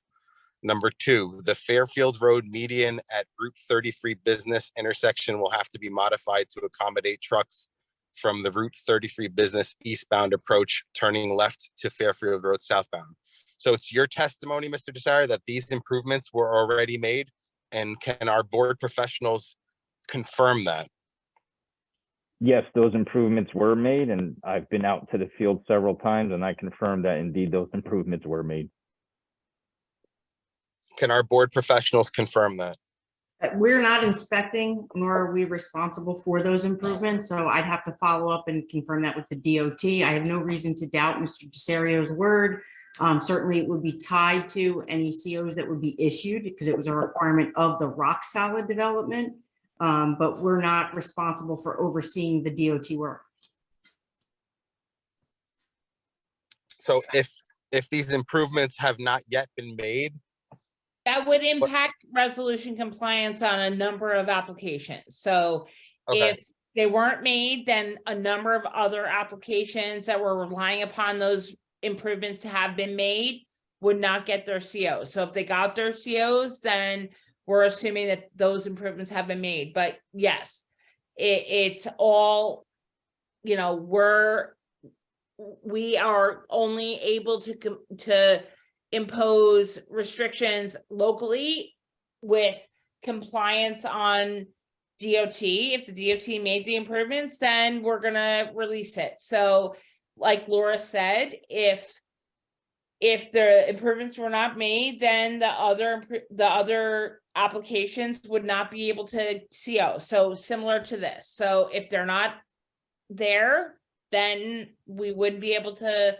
sign off on this. okay, thank you. Can I ask the applicant's planner a question about any proposals for other types of projects at this site? What does that mean? Well, I know that the property submitted a proposal for a residential project with affordable housing on this site. So that's not what. Well, it just, I can handle that. The only thing the board can look at is this particular application, whether this particular application complies or does not comply with the ordinance. They could have dozens of other things they looked at, but we're limited to looking at this. Okay. All right, that's all the questions that I have for you guys tonight. I appreciate you answering my questions. Okay, thank you, Mr. Parisi. Thank you. Eileen, do we have anyone else? There's 2 hands raised. They're both people that have spoken previously. Mr. Philip Chairman. Langer and Janice Vermasuki. No, no. We've listened to, a lot of this has been repeat testimony already. So, There are no new hands. no, Eileen? there's no new hands. Okay, so Mr. Chairman, do you want to close the public? Yeah, we're gonna close the public. Okay, Mr. Giannetti, do you have any closing comments? Sure, just briefly, and thank you, Chairman, members of the board, and professionals for your time, both at the February 2nd meeting and this meeting to present the case. Just to recap again, the location, as previously indicated, was identified for it being a permitted use in the zone, and its location of Route 33, and why they thought it was appropriate. It conforms to all zoning standards with respect to, bulk, size, intensity. There are a few minor waivers being sought, which have already been discussed and addressed at the prior meetings. The board may recall there's essentially a conflict in the ordinance where there was a provision that required or stated that the planning board may approve a driveway width over 24 feet. But then there's a separate Well, driveway we width. previously opined on that, Mr. Giannetti, that the proposed driveway complied with the ordinance requirement. Okay, and then again, I guess for the board, though the board professionals commented, I guess, with respect to the loading dock and the lighting plan, we had a plan that did conform, and both the board professionals, I think, agreed with our professionals that the landscaping at the loading dock did not make sense for a variety of reasons, including the maintenance and upkeep, and suggested the waiver. Same with the waiver for the lighting plan, the alternative lighting plan that complies with the IES standards as opposed to the ordinance standards. So I guess we would require the board, to make grant those waivers in conjunction with both our professional testimony and the board's own professional testimony. And then the waiver again for the tree replacement and contribution to the tree fund that was previously discussed. In addition, there was several conditions that we agreed to as part of this application and can be made part of the record and part of any resolution should the board grant in favor of it. So we would ask, the board vote in the affirmative, both for the site plan approval and the relief that would be necessary to the extent they believe that would be more appropriate with the loading dock and the lighting plan. And I think, Mr. G, and you may have said it, I apologize, but whatever relief may be necessary in conjunction with the sound wall and the conditions that you agreed to tonight. So, yes, Mr. we agreed Chairman, to install the sound wall.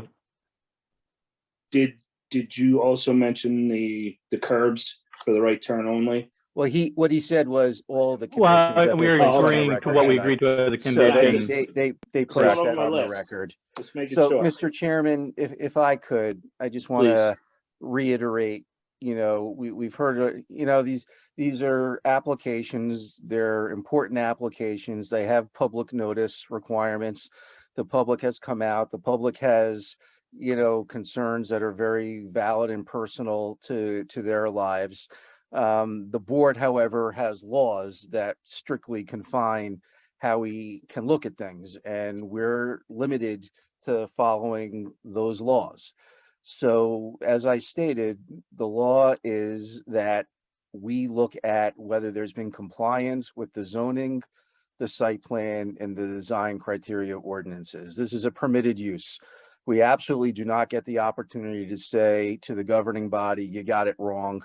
We don't think that there should be a warehouse or any other type of permitted use here. That's not our job. It's not our purview. We would get reversed in a second if that went to court.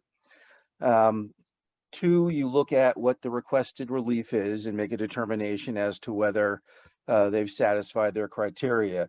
Three, on traffic, I'm not going to go over it all again, but we are looking at the safety of ingress and egress for traffic. And you've heard both the board's professional traffic engineer as well as the applicant's traffic engineer, as well as the modifications, to the plan that have been proposed. With regard to the environmental factors having to do with USTs, I will again say we went down this exact road with the other application on Howell Road, and Judge Acquaviva rather stated that that's something that plays itself out during the process, that we can't as a board deny it at this juncture, but to the extent that it may alter the plan in the future, then they have to come back. They have no right to alter the plan on their own because of any remediation on the site. So there's going to be, if there is an approval, a condition, and they've stated on the record that if there are changes to the plan that they need to come back. But I just want to say very recently, the court opined on that with regard to our jurisdiction here.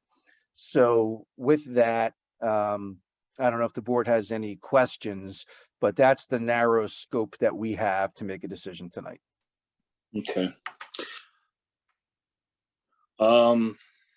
So if you were to deny, then it would just be a motion to deny. If you wanted to give them what they're asking for, it would be a motion to grant preliminary and final site plan approval with ancillary variance and design waiver relief. If you feel there's not enough information to grant both, you could grant only preliminary if you wanted. Those are the three options. Okay.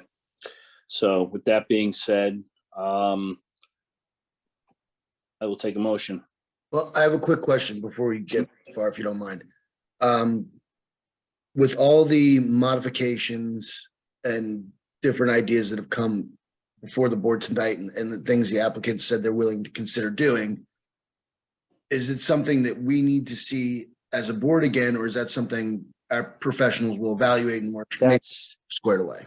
That's your discretion. They could make those changes. Professionals can't grant new variances beyond what we've discussed tonight. That they can't do. But it's your discretion as to whether making it subject to the review and approval of the board's professionals is enough. If you want to see that stuff on a revised plan, then you would just grant preliminary at this juncture, and they would come back and show you all the changes that they made and come back for final.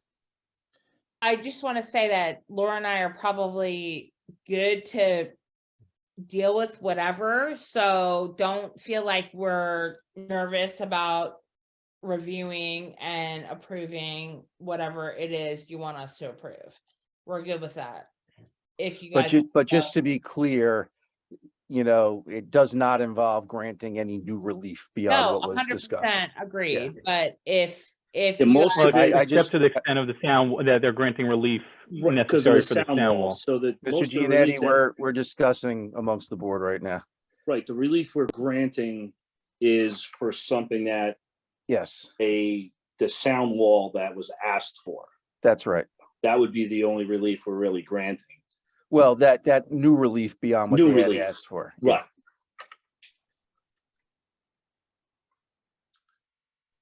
So those are the three options. It's yeah. to the discretion of the board as to if you're inclined to approve, whether you're comfortable with preliminary and final with allowing the board's professionals to review, or you would like to see, on a plan, how it looks at final. Okay. So again, I will entertain a motion.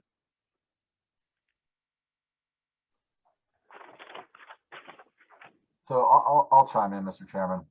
Okay. These applications are always, a hot topic in town. And I completely, take into account everything that the public has said. As, Ron has said numerous times over the years, we're limited as to what we can do as members of the planning board. That being said, I'm going to make a motion for preliminary and final approval on this, taking into account everything that's been discussed tonight. The environmental, I understand, will be under the jurisdiction of an LSRP from the applicant, who will receive an RAO. If there is further investigation or remediation needs to be done, so be it. The applicant has said that they will get an RAO for the outstanding cases. The relief will be for the wall that the applicant has said that they would do, as something nice for the neighbors. So I'm making a motion to approve preliminary and final. I'll second, Mr. Chairman. Thank you. I'll second. I have a second. I have a motion and a second. Mr. Cristiano, Yes. Mr. Greenfield, Yes. Mr. Husser, Yes. Mr. Seaman, Yes. Ms. Talente, Yes. Mr. Kyle, Yes. Mr. Mercer, Yes. and Chairman Bavai. Yes. Motion carries. Application's approved. Thank you. Thank you, board. Appreciate the time. Thank Have you. a good night. Do we have any update from the master plan? So we have almost a final draft of the farmland preservation element, which is being dictated to us by the state, obviously. I would say within the next couple weeks, that will be submitted to the subcommittee. And then ultimately before you within the next month, let's say. State takes the time. But that's kind of where we're at. Okay.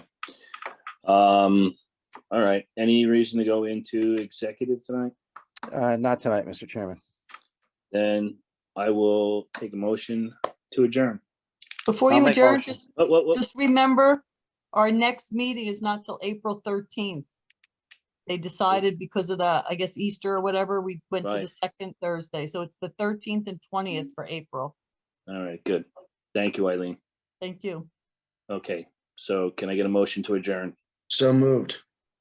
All in favor? Second. Aye. Good night, everybody. Good night, everybody. Night. Thank you Good so night. much. Night.